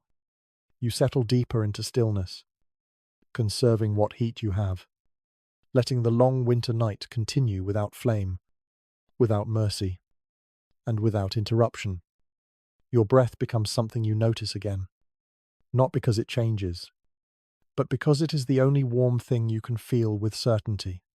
Each exhale brushes your face and collar, then disappears. Each inhale feels thin and cold, like drinking winter air. You become aware of how shared this air is. In the dormitory, dozens of breaths mingle and linger. The room is not sealed. Fresh air slips in through unseen gaps. But much of what you breathe has already passed through other lungs. It is warmed slightly, then cooled again by stone. This shared air carries quiet signs of life. A faint wheeze from someone farther down the row. A slow, heavy breath nearby that suggests deep exhaustion. Another that stops briefly, then resumes, as if the sleeper forgot to breathe for a moment. You listen without judgment. These sounds no longer pull you fully awake. They are familiar now, part of the room's texture. On colder nights, breath itself could become visible indoors. In some accounts, monks describe seeing faint clouds form in the darkness when they exhaled, especially in northern regions or at higher elevations. Whether this happened often or only during severe cold is uncertain, but you can imagine it easily now. Your own breath feels colder than before. The air seems to have dropped another degree. Stone has finished releasing whatever warmth it held. Now it only reflects the cold back at you. You pull your chin closer to your chest, creating a small pocket where warm breath gathers. It helps. Not much, but enough to notice. You hold still, careful not to disturb that fragile warmth. The dormitory feels fuller now, heavier with the presence of bodies. Even without touching, you sense others around you. Heat radiates faintly from them, creating subtle currents in the air. These currents mix and fade quickly. This closeness offers comfort and risk at the same time. Illness spreads easily in such spaces. Cold weakens resistance. Winter was often the season when coughs deepened and fevers lingered. Monastic records from infirmaries mention this quietly, without drama. Yet the arrangement persisted. Community mattered. Isolation was not the answer. You notice that your breath has slowed further. Longer pauses between inhales. Your body is conserving energy. This is not deliberate. It happens on its own. A faint crackle draws your attention. Someone nearby shifts, and a layer of frost that formed on their sleeve breaks silently. You had not noticed it forming, but now you understand that moisture from breath settles on fabric and freezes slowly. Wool can hold that frost without showing it. This detail makes the cold feel more real. It is not just in the air. It clings. You consider how the body manages heat in such conditions. Blood retreats from extremities. Core temperature is protected at all costs. Fingers and toes pay the price. Your hands are numb now, but not painfully so. Sensation fades into dull awareness. You resist the urge to move them. Movement would expose them to colder air. You listen again to the room. Breathing dominates now. It rises and falls in uneven waves. There is something steadying about it, a reminder that everyone here is still alive, still enduring. The sound of breath also marks time. Without bells or light, you count moments by inhales and exhales. Not precisely, just enough to feel time passing. Some monks believe that paying attention to breath helped quiet the mind. Whether taught intentionally or discovered through experience, this focus appears in several descriptions of night prayer and rest. You practice it now, without calling it anything. Inhale, pause, exhale, pause. Your thoughts soften, the edges blur. Cold remains, but it no longer demands commentary. The air smells different now, sharper, less human. As hours pass, breath carries less warmth, less scent. Cold air dominates. You hear a faint sound from outside, perhaps snow shifting on the roof, perhaps ice forming along an edge. The sound is delicate, almost like a whisper. It does not disturb you. Inside, the room feels settled. No one moves much now. Fatigue has deepened. Bodies have found their balance between stillness and tolerance. You feel your own body sink further into that balance. Muscles stop adjusting. They hold quietly. The breath near your face feels warmer now, or perhaps you are simply noticing it more. It forms a rhythm you can follow downward into rest. You are dimly aware that another bell will come eventually. The thought no longer causes resistance. It feels inevitable, like dawn after night. For now, the night stretches on, cold and shared. Breath continues to rise and fall, marking life in the darkness. Your eyelids feel heavy. You let them stay closed. There is nothing else to do. In this room of stone and straw and wool, breath becomes the softest, most human sound. It connects you to others without words. It reminds you that even in cold, even in discomfort, life continues quietly. And as you follow your own breath deeper into shallow sleep, you find a fragile peace there. Not warmth, not comfort, just presence. The air moves in and out of you. The room breathes with you. And the winter night holds. You wake again with a dull awareness rather than a clear moment of rising. Your body feels heavier now, as if the cold has settled into it instead of resting on the surface. There is an ache in your joints that was not there earlier. Knees, hips, shoulders, nothing sharp. Just a persistent stiffness that makes even the idea of movement feel tiring. This is where winter nights begin to test more than patience. They test health. In the medieval world, cold and illness were closely linked in everyday understanding. People did not speak of bacteria or viruses, but they noticed patterns. More coughs in winter, more fevers, more lingering weakness. Cold was not seen as the cause of sickness on its own, but it was believed to open the body to imbalance. You feel that vulnerability now. Your chest feels tight, not painful, just aware of each breath. The air is cold and dry. It irritates the throat slightly. You swallow once, then remain still. Monastic infirmaries existed for a reason. Records show that monks frequently needed care during winter months. Joint pain, chest complaints, fatigue. These were common enough to be expected, not exceptional. And yet, the dormitory remained the same. Cold nights did not stop.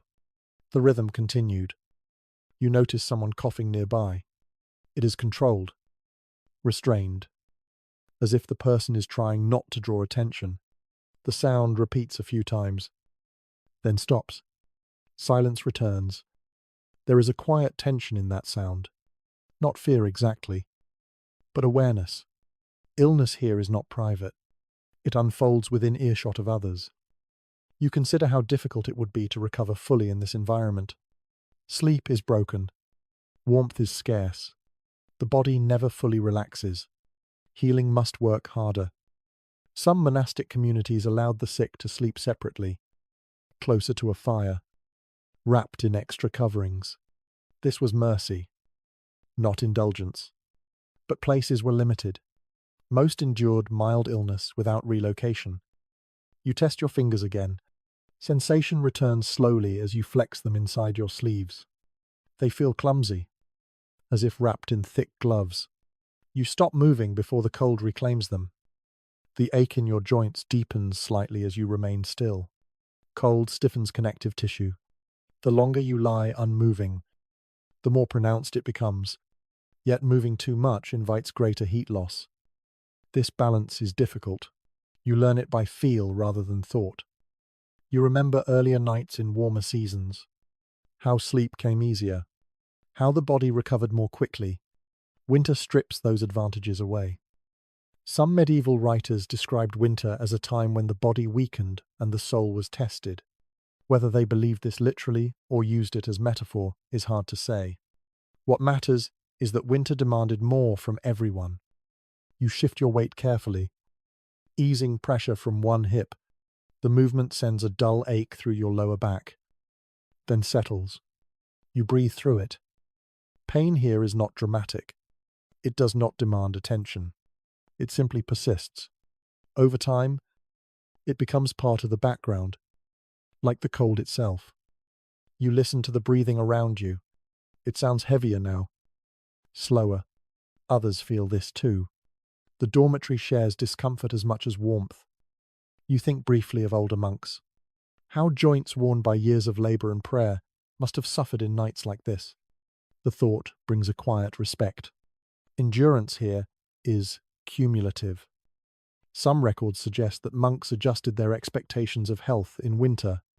Feeling tired, stiff, unwell was accepted as seasonal. Only severe illness prompted concern. You feel a slight tightness in your throat again.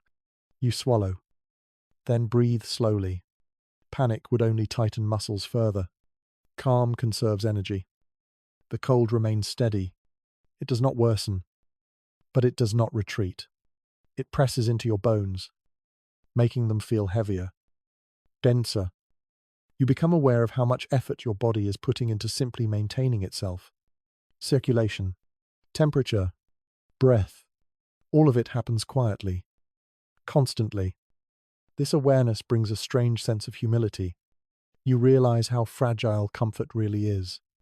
Remove warmth and rest becomes labor. You rest your hand against your chest, feeling your heartbeat. It is steady, slow, reliable. That steadiness reassures you. You think of how monks understood health, not as constant comfort, but as the ability to continue, to rise when called, to work when needed, to pray when required.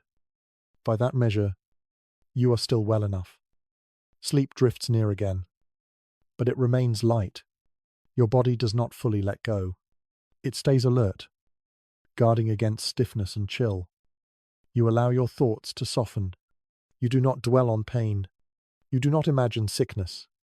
You stay with what is happening now. Breath in, breath out. The cough does not return. The room remains quiet.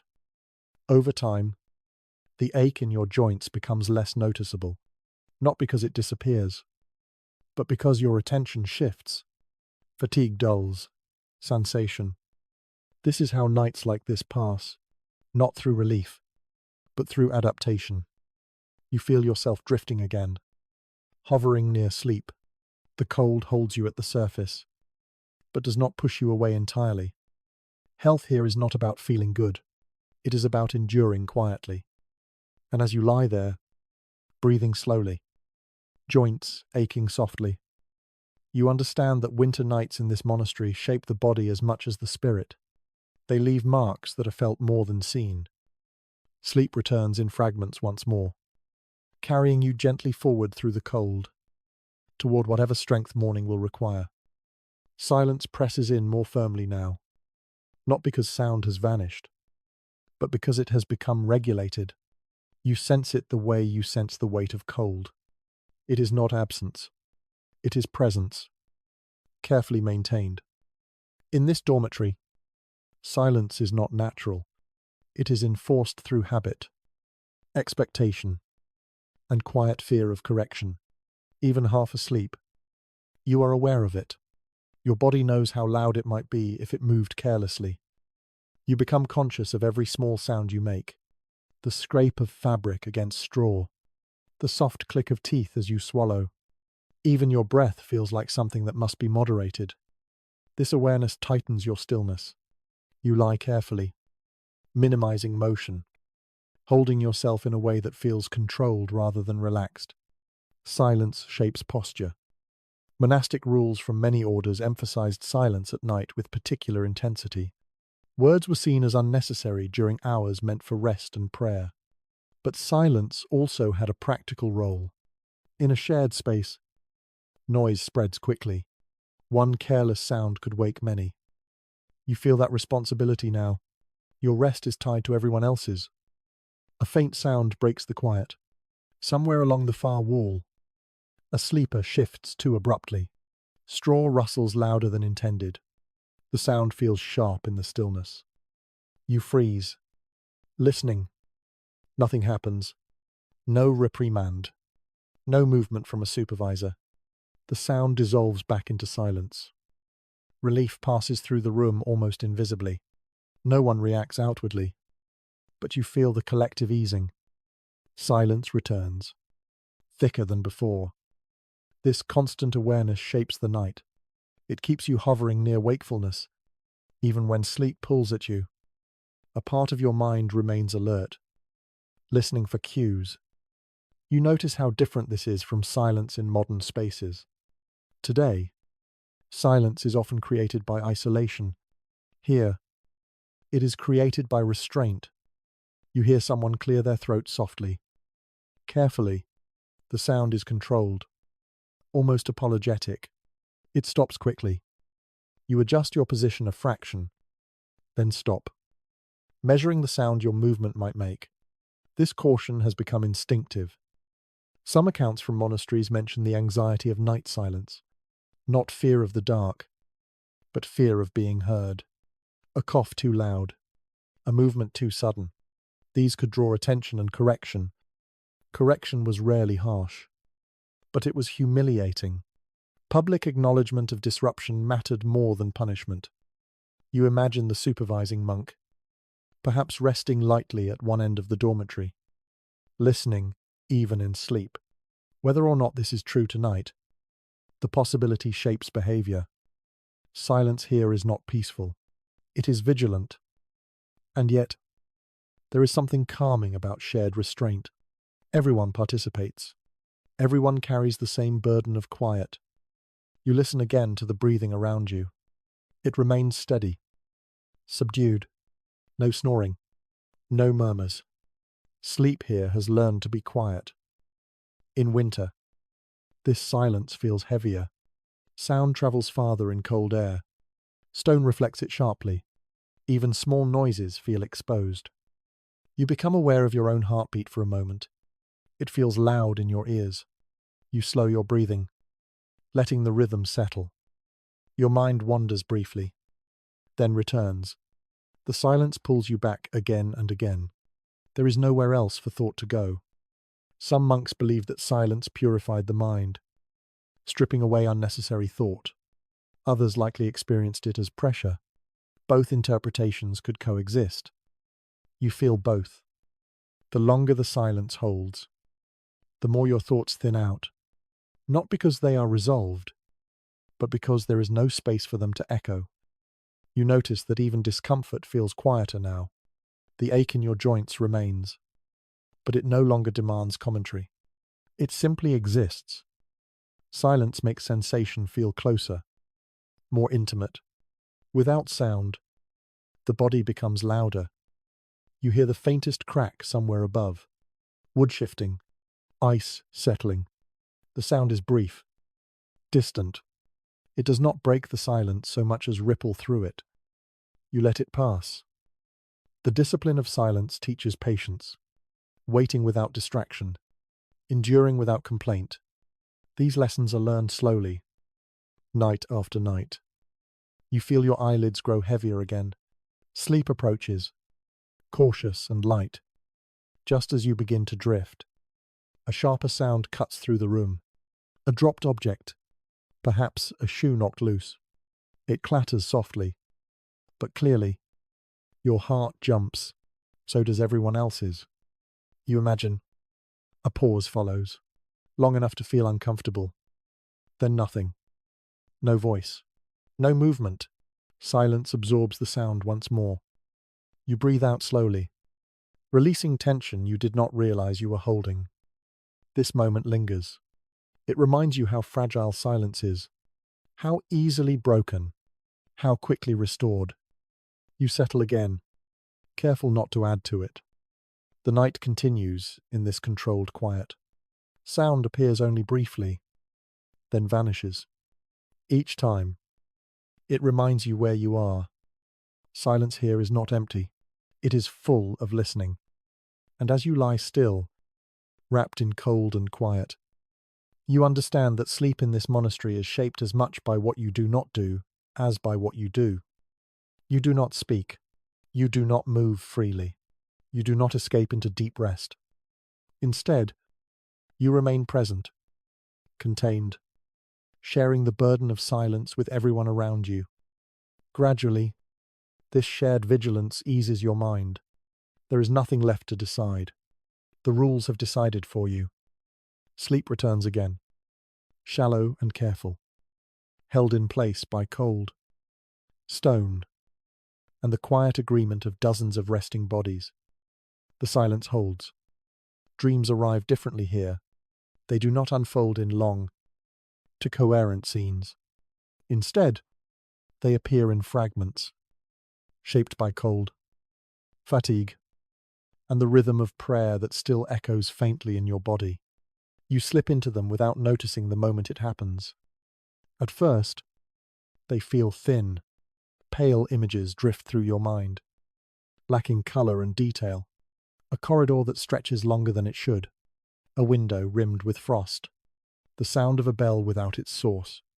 These impressions come and go, never fully forming. Cold has a way of entering dreams. You feel it even there, pressing at the edges of your awareness. It keeps the dreams shallow, close to the surface. You do not sink far enough to lose yourself completely.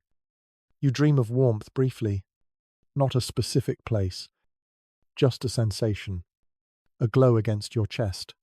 It fades almost immediately, replaced by the familiar heaviness of winter air. The contrast pulls you closer to waking, then releases you again. Faith shapes dreams too. The words chanted earlier linger in your thoughts. They reappear as rhythms rather than language. Repetition without meaning. Soothing and dull. Your mind replays them the way the body remembers motion. Some monks wrote of dreams as spiritual tests. Others warned against trusting them at all. Night visions could be distractions, temptations, or simply the result of hunger and exhaustion. The boundary between dream and waking thought was not always clear. You feel that uncertainty now. Are you dreaming? Or are you half awake? Imagining images because your mind refuses to rest completely. The question dissolves before you can answer it. Your body shifts slightly in sleep. A knee moves. A shoulder tightens. The movement pulls you closer to awareness for a moment. Then you settle again. The bed beneath you remains firm, unchanged, anchoring you. Dreams flicker again. This time, they are shaped by sound. You hear footsteps echoing through stone corridors. Though you know no one is walking, you hear wind whispering words you cannot understand.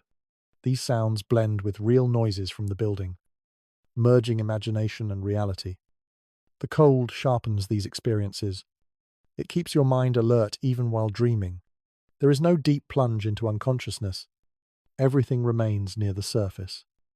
You dream of being watched, not with fear, but with awareness, as if the walls themselves are paying attention. This reflects the dormitory, the sense of being seen even in rest. Then the dream shifts. You are standing in the church again, chanting. Your breath fogs in the air. Your voice blends with others. The sound feels endless. There is no beginning or end, just rhythm.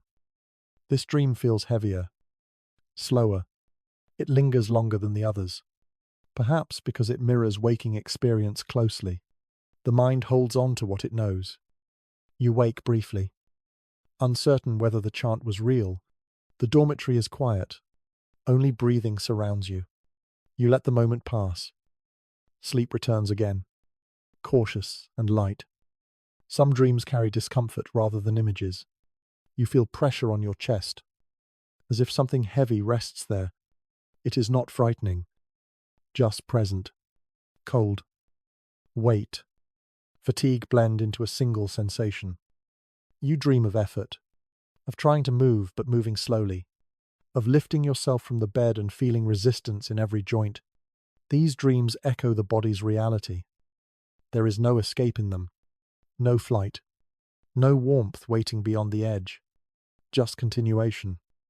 You notice that even in dreams, you do not speak. Silence follows you there. Words feel unnecessary or unavailable. Communication happens through sensation instead. This silence deepens the dreams, making them feel more internal, less narrative, more emotional.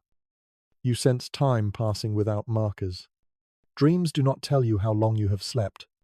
They simply appear and fade.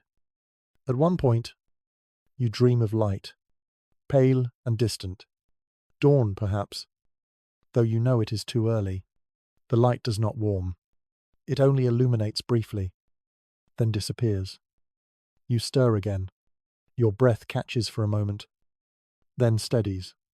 The cold remains, unchanged. Your body has not moved far. Some accounts from monks describe dreams as more intense during winter. Hunger and cold sharpened imagination. Others claimed the opposite, that exhaustion flattened dreams into vague impressions. Both descriptions feel true at once. You drift between them. Dreams become quieter as fatigue deepens. Images thin out. Sensations soften. The mind gives up trying to create stories and settles into simple awareness. You rest in that awareness, not fully asleep, not fully awake. The cold still presses in, but you no longer react to it strongly. It feels distant now, like something happening around you rather than to you. Your breathing remains slow and even. The rhythm carries you forward. In this half state, faith and body blur together. Prayer becomes breath. Discipline becomes posture. Cold becomes background. You sense the night moving toward its later hours, not through clocks or bells, but through subtle changes. The air feels slightly different, less active, more settled. Dreams fade almost entirely. What remains is a gentle awareness. Like floating just beneath the surface of water, you rest there, suspended. When the next sound comes, it will pull you back fully. But for now, you remain in this fragile space, where sleep and waking overlap, shaped by cold, silence, and routine. And in that space, you find a quiet acceptance. Dreams no longer demand attention. The body rests as much as it can. The night continues, carrying you gently forward, toward whatever the next bell will ask of you. You sense the approach of the next waking before it happens, not through sound, but through a subtle tightening inside your body, as if some internal thread is being drawn slowly upward. Sleep grows thinner. Awareness rises. This is the strange discipline of nights like this. Over time, the body learns the rhythm, even without conscious thought. It begins to anticipate interruption. Rest is no longer a deep surrender. It is a careful balance. You lie still, waiting. Breath, slow. Listening inward rather than outward. When the bell finally comes, it feels almost expected. Its tone rolls through the monastery again, steady and unhurried. It does not rush you. It does not apologize. It simply announces that the next movement of the night has arrived. Your eyes open. Darkness remains, but it feels different now, less oppressive, more familiar. Fatigue weighs heavily on you, but it is a softened weight, not sharp, not urgent, just present. Your body knows what to do. You sit up slowly, feeling stiffness immediately. The cold that settled during sleep grips your joints again. Knees complain. Your back resists straightening. You pause, breathing through the sensation until it loosens slightly. Around you, others are doing the same. The dormitory stirs quietly, like an animal waking without panic. No one groans. No one speaks. Movement is measured and practiced. There has been long debate among historians about how strictly monks followed these night schedules in reality. Written rules describe precise hours and exact prayers. Lived experience likely varied. Weather, illness, age, and local custom all played a role. Some nights were followed to the letter. Others were adjusted quietly. You feel that ambiguity now. The rule exists, but the body negotiates with it. You stand again, bracing briefly before placing weight on your feet. The stone floor sends its familiar shock upward. Cold travels quickly through fabric, reminding you that warmth never belongs to you for long. You follow the others out of the dormitory, moving with the group more than by sight. Corridors feel less foreign now. You know where the walls narrow, where the floor dips slightly. Your body remembers even when your mind is tired. The church welcomes you again with its wide, cold stillness. It feels larger at this hour, emptier somehow. The darkness above seems deeper, the ceiling farther away. You take your place without thinking, kneeling this time, perhaps, or standing if joints protest. Posture matters less than presence now. The body does what it can. Chant begins again, lower and slower than before. Voices sound rougher. Fatigue has settled into throats and lungs, yet the rhythm holds. You feel how chanting pulls warmth upward through your chest again. Breath deepens. Muscles engage. The body wakes reluctantly. then steadies. This is where exhaustion and devotion blur together. You cannot separate whether you chant because you believe or because the rule asks it of you. Perhaps both are true. Some modern scholars argue that this constant fragmentation of sleep would have been harmful. Others suggest the body adapts surprisingly well to segmented rest. Evidence exists for both views. What is certain is that this rhythm shaped how monks experience time itself. You feel time differently now. Minutes stretch. Moments blur. There is no rush toward morning. Only movement through obligation. Your thoughts drift during chant. Then return. You think of nothing specific. Just sensation. Cold air in your lungs. Sound leaving your mouth. The weight of your body pressing into the floor.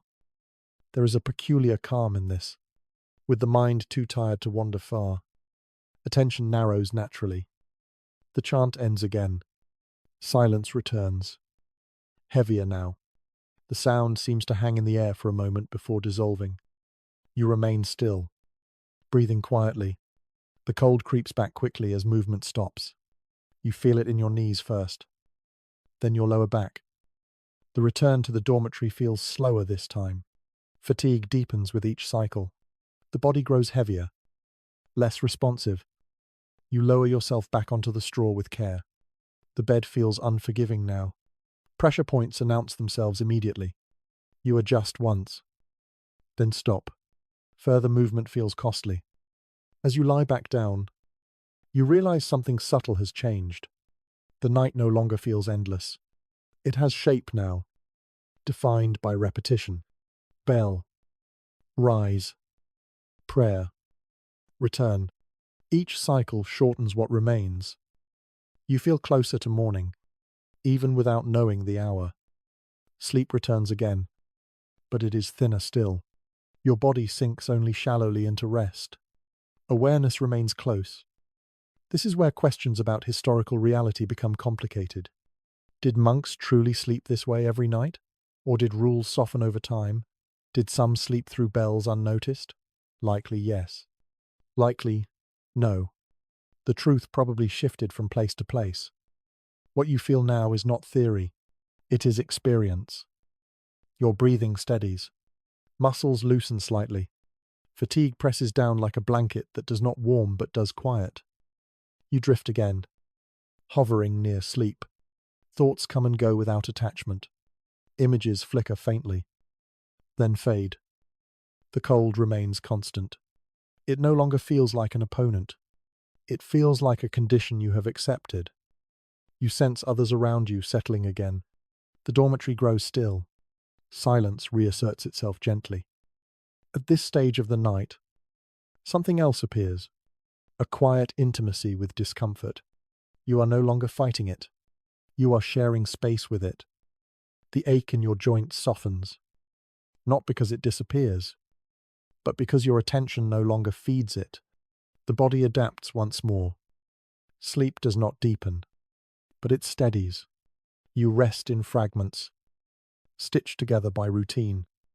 And in that stitched rest, you understand something important. Nights like this were not meant to restore fully. They were meant to sustain, enough rest to rise again, enough strength to continue. Morning will bring its own challenges. Cold water, work, prayer. But for now, the night continues its slow unwinding. You remain still, breathing quietly, held by stone and silence and shared fatigue, drifting forward toward the final hours before dawn. The cold you feel now is not the same cold from earlier in the night. It has settled into a deeper layer of the body, no longer sharp or surprising. It feels older, heavier, as if it belongs here. You sense it in your bones more than on your skin. This is where geography quietly matters. Not every monastery faced winter in the same way, even lying here, half awake. You begin to understand how location shaped nights like this. A monastery in northern England or the German lands endured a different winter than one in southern Italy or coastal Spain. Snow depth, wind exposure, humidity, and elevation all changed how cold entered stone walls. You imagine this same dormitory further north, Thicker frost on the windows. Breath turning fully white indoors. Straw stiffening beneath the body. Winter stretching longer. Darker. More demanding. Then you imagine a monastery closer to the Mediterranean. Cold still present, but damp rather than biting. Stone walls holding moisture that seeps into joints. Cold that chills slowly and lingers rather than striking sharply. Both versions of winter carry their own hardships. Written records from different regions reflect this variety. Northern communities often mention snow-blocking paths, rosen wells, and nights when water left in bowls turned to ice. Southern sources describe cold rain, persistent dampness, and air that never truly dries. Sleep was shaped by these differences even when rules remained similar. You feel fortunate and unfortunate at the same time. The cold here is dry enough to sting, but not wet enough to soak clothing. Damp cold seeps deeper, clings longer. Many monks feared it more. Your breath continues its slow rhythm. You notice how the air feels slightly drier now. Easier to breathe despite the chill. Stone absorbs moisture during the night, leaving air crisp. Some monasteries built in mountainous regions faced colder nights but benefited from clearer air. Others in river valleys dealt with fog and frost that crept indoors. The rule did not change for them. Wake. Pray. Rest. Geography adjusted the difficulty. You think of how monks traveling between houses would have noticed these differences immediately. A winter night that felt familiar in one place might feel brutal in another, yet adaptation was expected. The dormitory around you carries hints of this region. The thickness of the walls, the size of the windows, the angle of the roof. These details reveal builders responding to climate even when comfort remained secondary. You shift slightly, easing pressure from one shoulder. The straw beneath you feels brittle now, colder than before. It has lost what little warmth it held. Some monasteries use thicker straw in winter, replacing it more frequently. Others did not adjust. Supplies mattered. Straw had to be gathered, stored, rationed. You wonder how often bedding was truly refreshed during long winters. Not as often as comfort would demand. You suspect. Your joints ache again as you move, reminding you that cold accumulates quietly. Knees feel stiff. Ankles complain faintly. This ache connects you to generations of bodies that endured the same thing. Winter pain was not exceptional. It was seasonal. In some regions, monks slept in woolen socks during winter nights. In others, this was discouraged or impractical. Socks wore out quickly. Wool was precious. Small variations like this made noticeable differences in comfort. You flex your feet inside your clothing, trying to coax warmth back. It works only briefly. The dormitory remains quiet. Others are resting as best they can. No one speaks. No one complains. You think about how silence and cold together create a particular kind of endurance. Without sound, discomfort feels louder. Without warmth, stillness feels heavier. And yet, there is also a strange stability here. The night follows its course. Nothing unexpected happens. No sudden storm. No emergency bell. Predictability becomes its own comfort. Some modern interpretations romanticize monastic life as peaceful and removed from hardship. Nights like this challenged that image.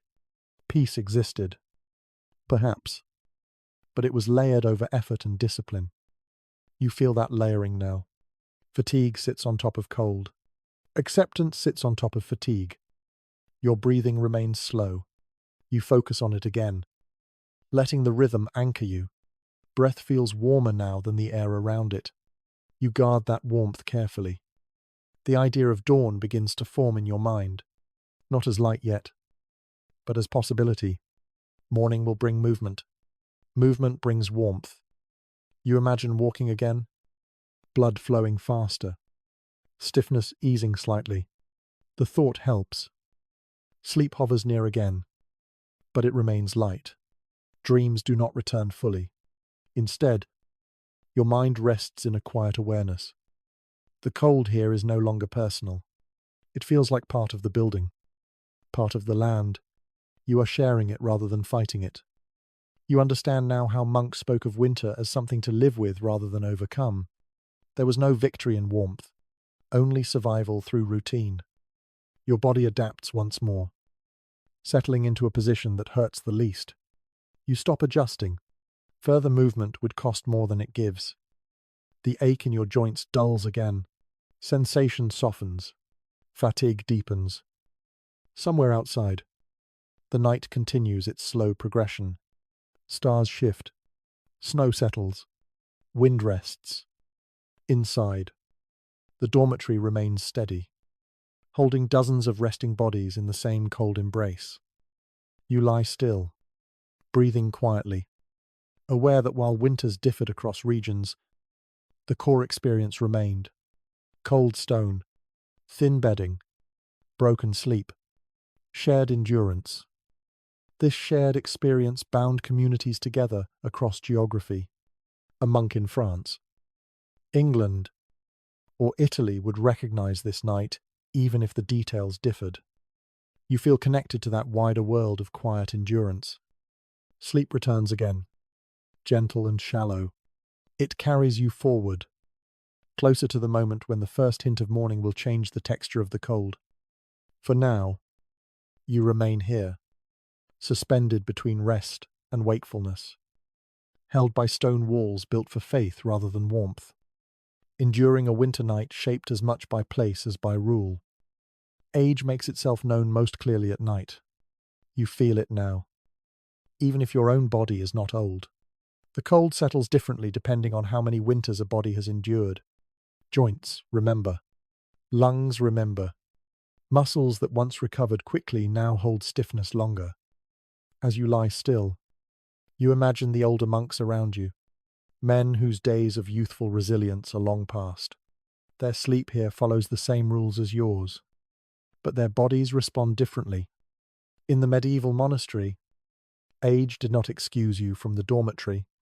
Only serious illness granted separation. Most older monks slept on the same straw, under the same cold roof, rising to the same bells. You hear a slower breath nearby. It carries weight, effort. Each inhale takes a little longer, as if the chest resists expansion. This sound does not alarm you. It simply tells a story.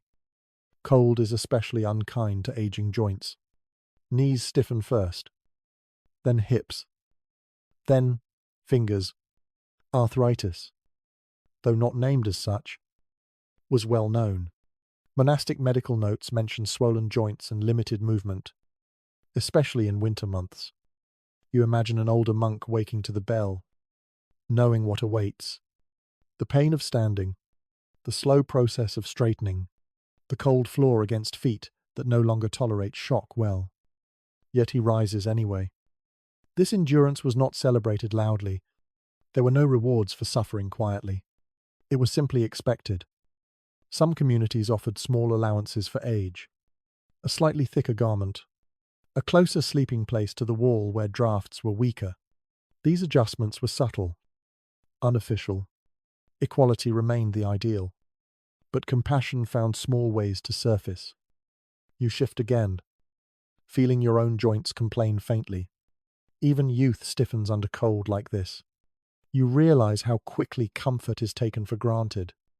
The older body does not bounce back from broken sleep easily. Each interruption leaves a deeper mark. Fatigue accumulates faster. Recovery slows. Yet older monks often carried authority. Experience granted them respect even as strength faded. Their presence in the dormitory reminded others that endurance was not temporary. It was lifelong. You listen to the breathing again. It remains steady. If slow, there is no panic in it, just persistence. Some historical accounts describe elders sleeping closer to the center of the dormitory, where shared warmth gathered. Whether this was deliberate or coincidental is unclear, but proximity mattered. You feel the faint warmth of others near you. Minimal but real. It softens the cold slightly. Shared bodies create microclimates. You think of how aging changes the experience of cold. Sensation dulls in some places, sharpens in others. Pain lingers longer. Nights feel longer. The bell, when it rings, must feel heavier to older ears. Each call asks more of a body with less to give. And yet, the rhythm continues, rising, praying, resting. The body adapts as it can. There is quiet dignity in this, not heroic, not dramatic, just consistent.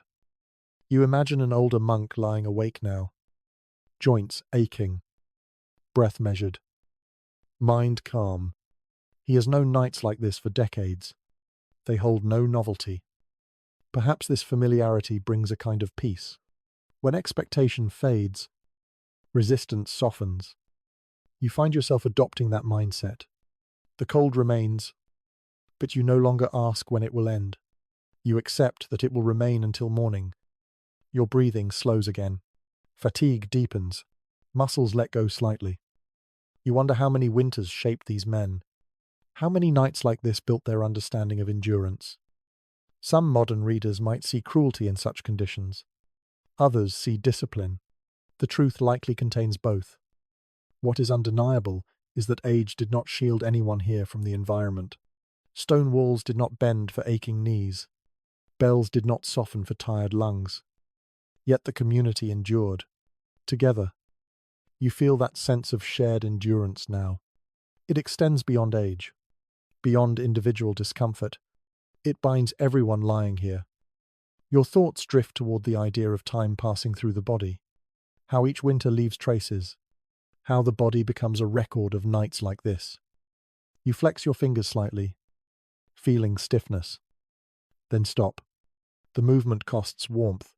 You decide stillness is better. Sleep returns again, thin and cautious. Dreams do not form this time. Awareness floats just above rest. The breathing nearby continues, slow, reliable. You imagine dawn approaching, not with warmth yet, but with movement. The older monks will rise again. Slowly, carefully, but they will rise. That knowledge steadies you. As you rest there, sharing space with bodies of many ages, you understand that winter nights in this monastery were not survived once. They were survived repeatedly, year after year. Age did not remove you from the rhythm. It deepened your relationship with it. Sleep carries you gently forward again, held by cold and silence.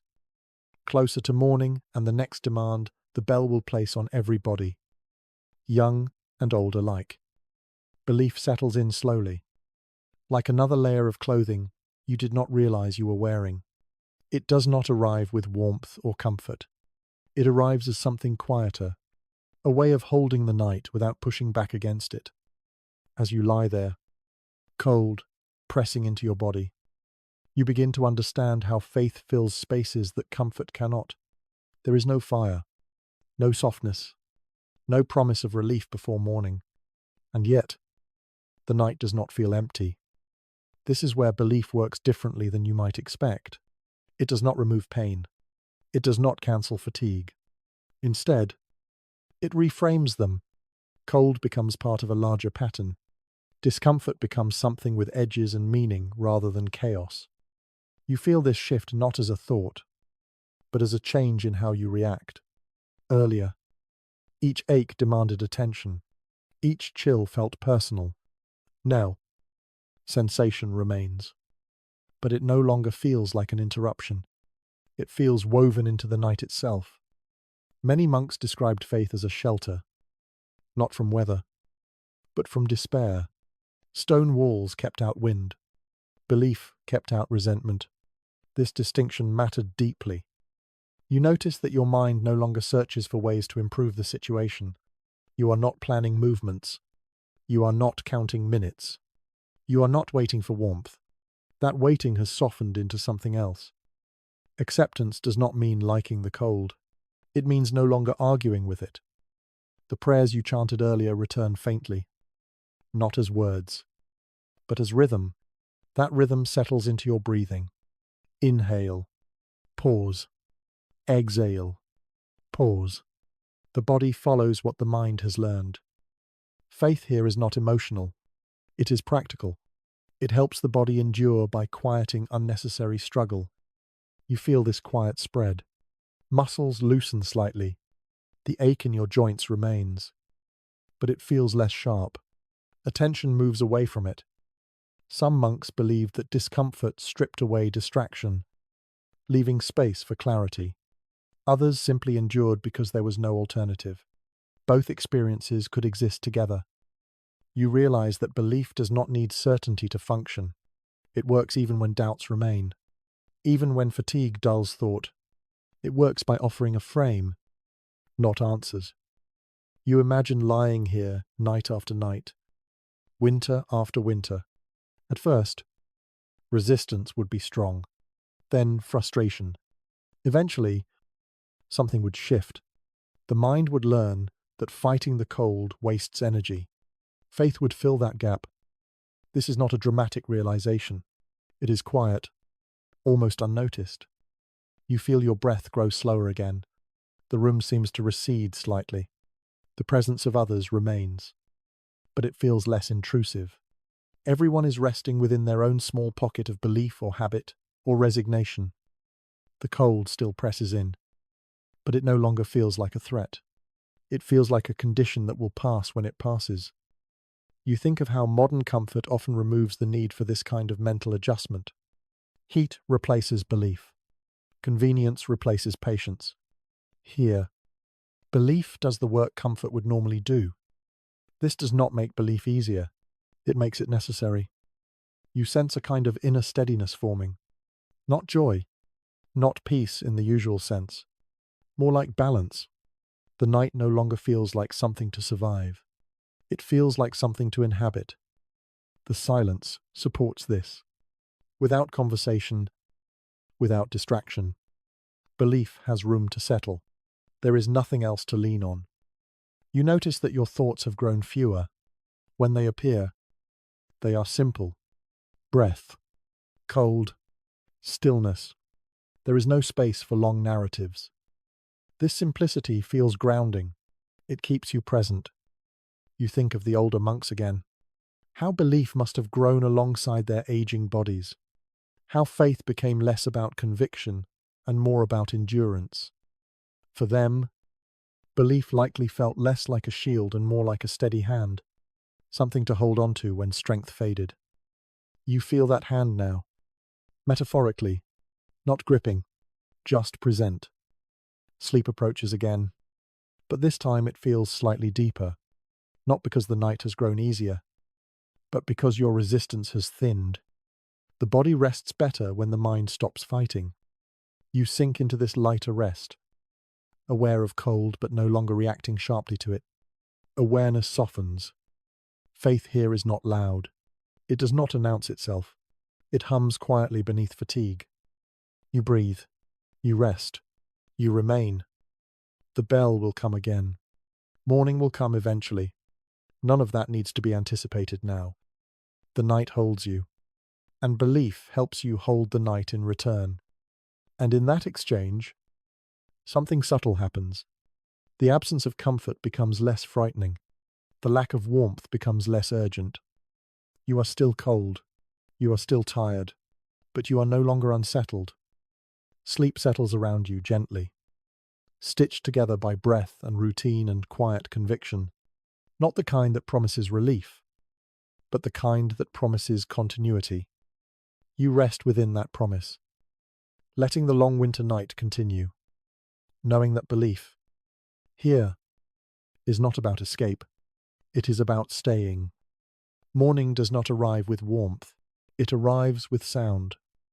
The bell cuts through the last fragile layer of sleep, clearer and firmer than before. This is the bell that ends the night, not pauses it. You open your eyes at once, as if your body has been waiting for this permission to wake fully. Darkness still fills the dormitory, but it no longer feels endless. The air has changed slightly, not warmer, just different. The night has released its tightest hold. You sit up slowly. Stiffness greets you immediately. Your joints feel thick, reluctant. Knees protest. Your lower back resists straightening. Cold has settled deeply during the long hours of broken rest. This moment is harder than rising for night prayer. Then, you knew you would return to bed. Now, the bed is done with you. You lower your feet to the stone floor. The shock still stings, but it feels less surprising. Your body has learned what to expect. You breathe through it, letting blood move again. Around you, others are rising too. Movements are slower now. Fatigue is heavier. No one rushes. There is no need. The bell has been heard. This is the coldest moment of the day. Before movement, before work, before fire. You stand carefully, testing balance. Muscles feel tight, as if wrapped in bands. You stretch subtly, just enough to loosen them without drawing attention. The dormitory fills with the soft sounds of waking, fabric shifting, feet finding the floor, quiet breaths turning more purposeful. No one speaks. Morning silence holds. But it feels different from night silence. Less vigilant, more resigned. You gather your few belongings. Already worn, already cold. There is no sense of leaving comfort behind. There was none to leave. As you step into the corridor, the air feels even colder. Dormitory warmth, such as it was, vanishes quickly. Stone walls greet you again with their stored chill. Your breath fogs faintly now. You watch it for a moment, then look ahead. Movement begins to bring warmth. Slowly at first. Blood flows faster. Fingers regain sensation. Then ache briefly as feeling returns. You clench and release your hands, encouraging circulation. This ache is sharp but short-lived. It is the pain of waking the body rather than the dull ache of night. You join the line toward the church once more. Morning prayer comes before anything else. Before food. Before fire. Before work. The church interior feels vast and cold, but less intimidating now. You have stood here before tonight. You know what to expect. Shot rise again. Steadier than during the night. Voices sound clearer. The body is waking even as it protests. The sound fills the space, warming it psychologically, if not physically. Breath deepens. Muscles engage. Heat begins to build from movement rather than rest. You feel it in your chest first, then your arms. Cold loosens its grip slightly. Morning prayer feels different from night prayer. There is less struggle to stay awake. Fatigue remains, but purpose sharpens attention. When the chant ends, you feel a shift. The night is officially over. You leave the church with others. Moving toward the next part of the day, the corridor still bites with cold, but your body is better prepared now. The idea of warmth begins to form. Not immediate warmth, not comfort, but the possibility of it. Somewhere, a fire will be lit. In the kitchen, in the workroom, not here. But soon, that knowledge changes how the cold feels. It becomes temporary. You step outside briefly, perhaps to cross a courtyard. The air is sharper here, open and exposed. Frost crunches beneath your feet. The sky is pale, just beginning to lighten. Your breath forms visible clouds now, drifting upward and disappearing. You feel small under the open sky, but alive. Returning indoors brings relief, even though it is still cold.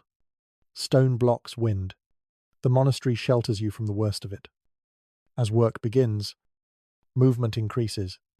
Tasks demand attention. Carrying, lifting, walking. Blood flows faster. Heat builds slowly. Honestly, the stiffness in your joints eases bit by bit. Knees loosen. Back straightens more easily. The body remembers how to move. Cold still clings, especially in extremities, but it no longer dominates. You think back to the night just past, how long it felt, How narrow the world became. Now, space opens again. This contrast matters. Night hardship makes morning movement feel significant. Warmth feels earned.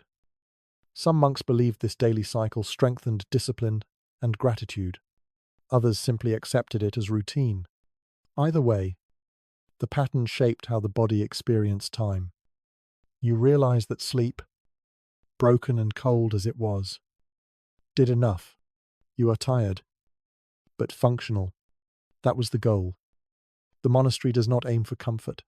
It aims for continuity. As the day unfolds, the memory of the night will linger in your body, in the slight ache that remains, in the sensitivity to cold, in the appreciation of movement. Tonight will come again. Another cold bed, another dark dormitory. But for now, the night has released you. You move forward into the day, carrying the quiet lessons of winter sleep with you, not as thoughts, but as embodied knowledge. The bell has spoken. The cold has not vanished, but you are awake, standing, moving, and that, here, is enough. As the day unfolds, you begin to notice how the night follows you. It lingers in your body, not as exhaustion exactly, but as a subtle heaviness that shapes how you move, how you think, how you conserve energy. Winter sleep does not end when you rise. It carries forward, quietly influencing everything that comes after.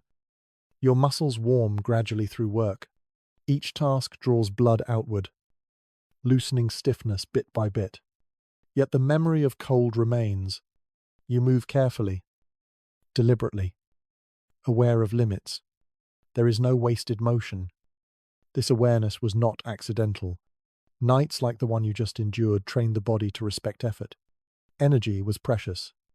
Every movement mattered. Monastic schedules reflected this understanding. Work in winter was often adjusted. Tasks were shorter, more contained, focused on maintenance rather than expansion. Fields slept under snow. Buildings slowed. Life turned inward.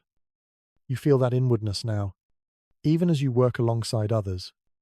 Conversation remains limited. Silence continues to frame the day. Though it is lighter than at night, there is room for practical speech, but no idle talk. The body adapts to this rhythm. Broken sleep does not lead to collapse. It leads to pacing. You learn when to push and when to ease back. This pattern shaped monastic communities deeply. Nights of limited rest were balanced by days of steady, moderate labor. No sprinting, no indulgence, just continuity. You sense this balance in yourself. Fatigue hums in the background, but it does not overwhelm. It becomes part of your awareness, guiding choices. As the day progresses, warmth becomes available in small doses, passing near a hearth, standing in sunlight that filters weakly through a window. These moments feel significant, almost luxurious. You notice how carefully warmth is used. No one lingers too long near fire. Heat is shared briefly, then left behind. The goal is not comfort, but function. This careful relationship with warmth mirrors the relationship with sleep. Enough, but not excess. You think again of the dormitory, the straw bed, the cold stone. The memory sharpens your appreciation of these daytime moments. Warmth feels earned. Some monastic writings suggest that winter hardship strengthened communal bonds. Shared discomfort created understanding without words. You feel that connection now. You and those around you have endured the same night. That knowledge sits quietly between you. The body remembers what the mind does not dwell on. As afternoon approaches, fatigue deepens again. Not dramatically, just enough to soften attention. This is where winter sleep shows its long reach. It shapes the entire day, not just the night. You notice that tasks are approached methodically. There is no rush to finish early. Pace is steady, sustainable. The community moves like a single organism, conserving heat and strength. The architecture reinforces this. Narrow corridors reduce drafts. Thick walls hold what little warmth accumulates during daylight. Windows remain small, limiting heat loss. You become aware of how the building works with the rhythm rather than against it. Day and night complement each other. Cold and movement, rest and labor. Some historians suggest that medieval people experienced sleep as part of a larger daily cycle rather than an isolated event. This feels true now. Sleep was not expected to restore fully on its own. It was one part of a continuous process. You sense that continuity in your own body. Rest, work, prayer, cold, warmth. None stand alone. As evening approaches again, light fades early. Winter shortens the day. Tasks conclude sooner. The monastery prepares for another night. You feel a familiar tension return. Not fear, but anticipation. The body remembers what awaits. As candles are lit briefly, shadows lengthen. The air cools again. Movement slows. You think of the coming night with less resistance than before. Experience has softened uncertainty. You know what will happen. You know you can endure it. This knowledge changes how the evening feels. The night no longer looms. It simply arrives. You eat simply. Food warms briefly, then fades. It does its work quietly. As darkness deepens, you prepare again. Clothing adjusted. Belongings set aside. Routine resumes. The day has carried the imprint of the night. Now the night will carry the imprint of the day. You realize how deeply winter sleep shaped monastic life. It was not an inconvenience to be solved. It was a condition around which everything else was arranged. This arrangement did not aim for comfort. It aimed for balance. You feel that balance now. Tired, but steady. Cold, but capable. As you move back toward the dormitory once more, you carry the lessons of the previous night with you, not as thoughts, but as embodied understanding. Sleep will come again, broken and cold, and you will meet it again, with less resistance. The cycle continues, quietly, shaping lives one winter night at a time. As another night approaches, you find yourself thinking differently about sleep than you once did. Not in words exactly, but in expectation. The idea of rest has shifted. It is no longer something separate from the day, no longer a private reward at its end. It is simply another phase in a continuous rhythm. Modern habits would struggle here. The desire for uninterrupted hours, the assumption that sleep must be deep and complete to be worthwhile. Those ideas feel distant now, almost fragile. You understand, in your body. That rest can arrive in pieces and still sustain you. The dormitory awaits again. Unchanged. Stone walls. Straw bedding. Wool clothing. Nothing has improved since last night. And nothing has worsened either. This sameness matters.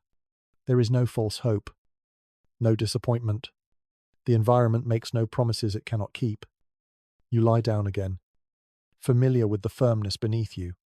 Your body remembers where pressure will build, where cold will settle first. That knowledge removes uncertainty. This familiarity is not comfort, but it is grounding.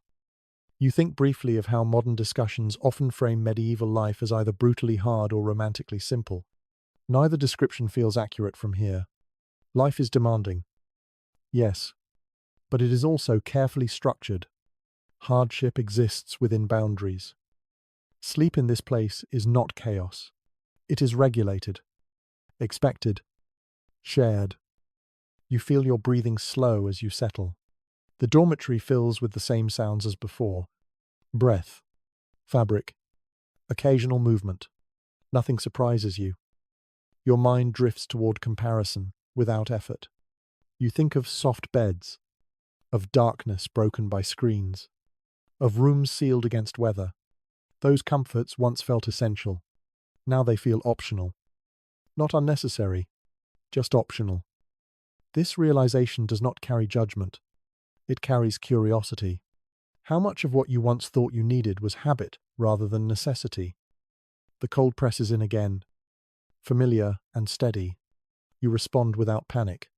You adjust once, then remain still. This night, you do not measure time. You do not wait for bells. You let the rhythm carry you. Sleep arrives sooner than before, not deeper, but faster. Fatigue has learned the path. You wake lightly during the night. As expected, the bell sounds. You rise. You pray. You return. The cycle repeats without resistance. Each interruption feels less disruptive. The body anticipates and adapts. What once felt like deprivation now feels like routine. You realize something quietly important. Your expectations have changed more than your circumstances. Historians sometimes argue about whether medieval people experienced sleep deprivation as we would define it today.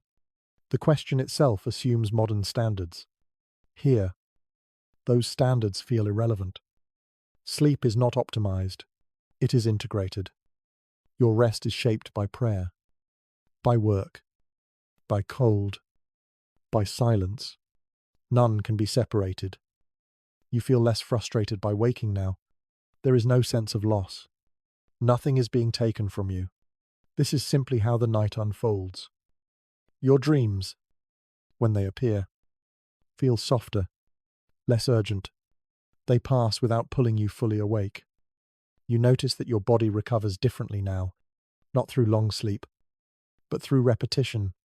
Each fragment adds up. Each rest, however brief, contributes. This understanding settles deeply. It changes how you relate to fatigue. Tiredness becomes a signal to slow, not a failure. You feel gratitude for small things. A slightly warmer breath, a less stiff joint, a moment of stillness. These small improvements feel significant because expectations are modest. The silence holds again. It no longer feels heavy. It feels supportive. You realize that sleep here is not meant to isolate you from others. It keeps you aware of them. Shared breathing, shared cold, shared endurance. This awareness carries into waking life. You move with others, not separately. The community shapes rest and work equally. You think of how modern sleep often isolates. Doors closed, rooms separated, each person managing rest alone. Here, sleep binds people together. That binding does not require conversation. It exists through proximity and shared experience. As the night progresses, you feel less inclined to analyze. Thoughts quiet. Sensations soften. Cold remains. But it no longer demands commentary. It has become background. You wake again briefly, then return to rest without effort. The bed holds you as it always has. Firm. Honest. You understand now that medieval sleep was not about recovery in the modern sense. It was about continuity. Staying functional. Staying present. Staying aligned with the rhythm of the community. This perspective shifts how you feel about the coming morning. There is no dread, just acceptance. The night moves forward, measured by breath and bell, rather than clock. You move with it. By the time dawn approaches again, you will rise without surprise. Your body will know what to do. And in that knowing, you find a quiet strength, not the strength of comfort, but the strength of adaptation. You rest within that strength now, letting sleep come and go as it will, trusting that it is enough. The memory of cold does not fade when you wake. It stays with you, woven into muscle and habit, carried quietly through the day and back into the night. Even before you lie down again, your body remembers what waits. Stone, straw, darkness, the long, with patient hours. This memory shapes how you prepare. Movements become economical. You adjust clothing with intention, knowing how each fold and layer will matter later. Nothing is rushed. Nothing is added without purpose. When you enter the dormitory again, it feels less like a place and more like a state of being. The same shapes greet you. The same faint scents. Wool, dust, human breath. These signals tell your body to slow before your mind has time to comment. You lower yourself onto the bed with practiced care. Your hands find familiar positions. Your shoulders settle where pressure will be least. You have learned this through experience rather than instruction. This learning is quiet. It does not feel like progress.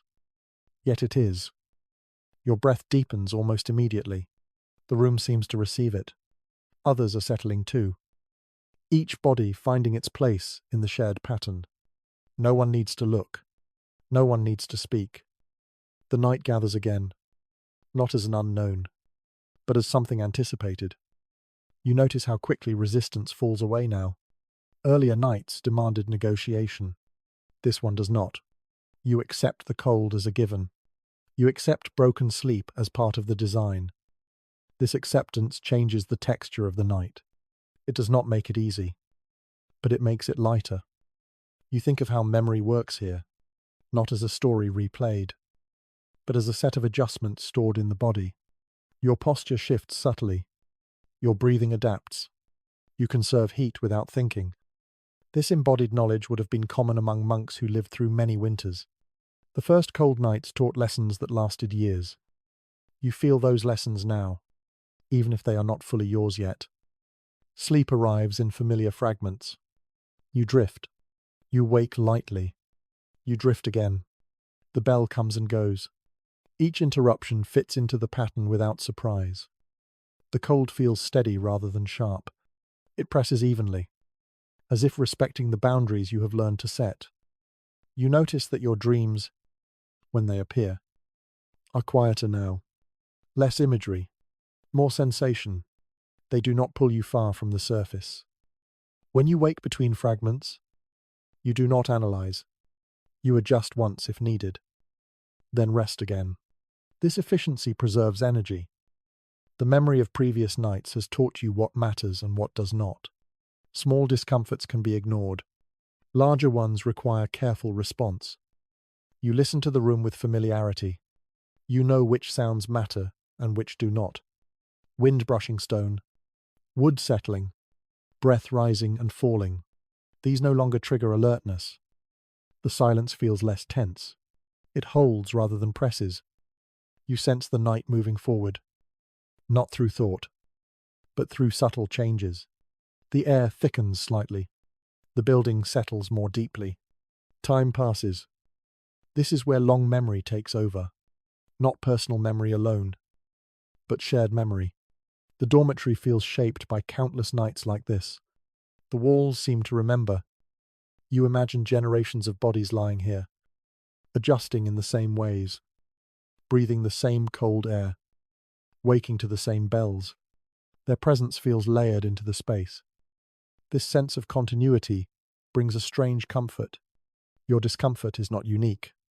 It is part of a long pattern. You think of how this pattern shaped identity. A monk did not define himself by single nights, but by seasons endured. Winter was not an interruption. It was a teacher. You feel that teaching now. It does not speak. It repeats. Sleep comes again. Shallow but steady. The body rests as much as it can. That is enough. When you wake briefly, you notice how quickly you settle again. The mind no longer fights the process. It trusts the rhythm. The bell will call you when it is time. Until then, rest arrives in its own measured way. You feel your breathing slow further. Muscles soften. The ache in your joints dulls to a background presence. Cold remains, but it no longer dominates attention. The night deepens, but it does not feel endless. You know it will end. Memory tells you so. This knowledge makes waiting easier. You are not trapped in the dark. You are moving through it. You wake once more, not to sound, but to a subtle shift in the air. It feels slightly less dense. Dawn approaches. Though warmth does not follow yet, you remain still, conserving energy for the coming movement. You know what morning will require. This calm readiness is the gift of familiarity. Fear fades when patterns repeat. You rest again, letting the last stretch of night pass quietly. Breath in, breath out. The room holds. By the time the final bell approaches, your body is already preparing. Blood stirs. Muscles brace gently. Awareness rises. You do not dread the sound. You expect it. The night has done its work, not by restoring you completely, but by teaching you how to endure without tension. As sleep loosens its hold one last time, you understand that these winter nights leave a mark, not just in memory, but in posture, breath, and expectation. You carry that mark forward, into the morning, into the day, into the next night. The cold will return. The bed will remain firm. Sleep will break and return again. And each time, you will meet it with less resistance, guided by the quiet knowledge your body now holds. The final hours before dawn feel different from the rest of the night. The cold remains, but it has lost its sharpest edge. Not because the air is warmer, but because your body has settled into a deep familiarity with it. What once demanded attention now simply exists. You lie still, breathing slowly, aware that this is the last stretch. The dormitory feels suspended in a quiet pause. No one moves much. Even the building seems to wait. Your body knows what is coming. There will be a bell. There will be rising. There will be cold stone underfoot.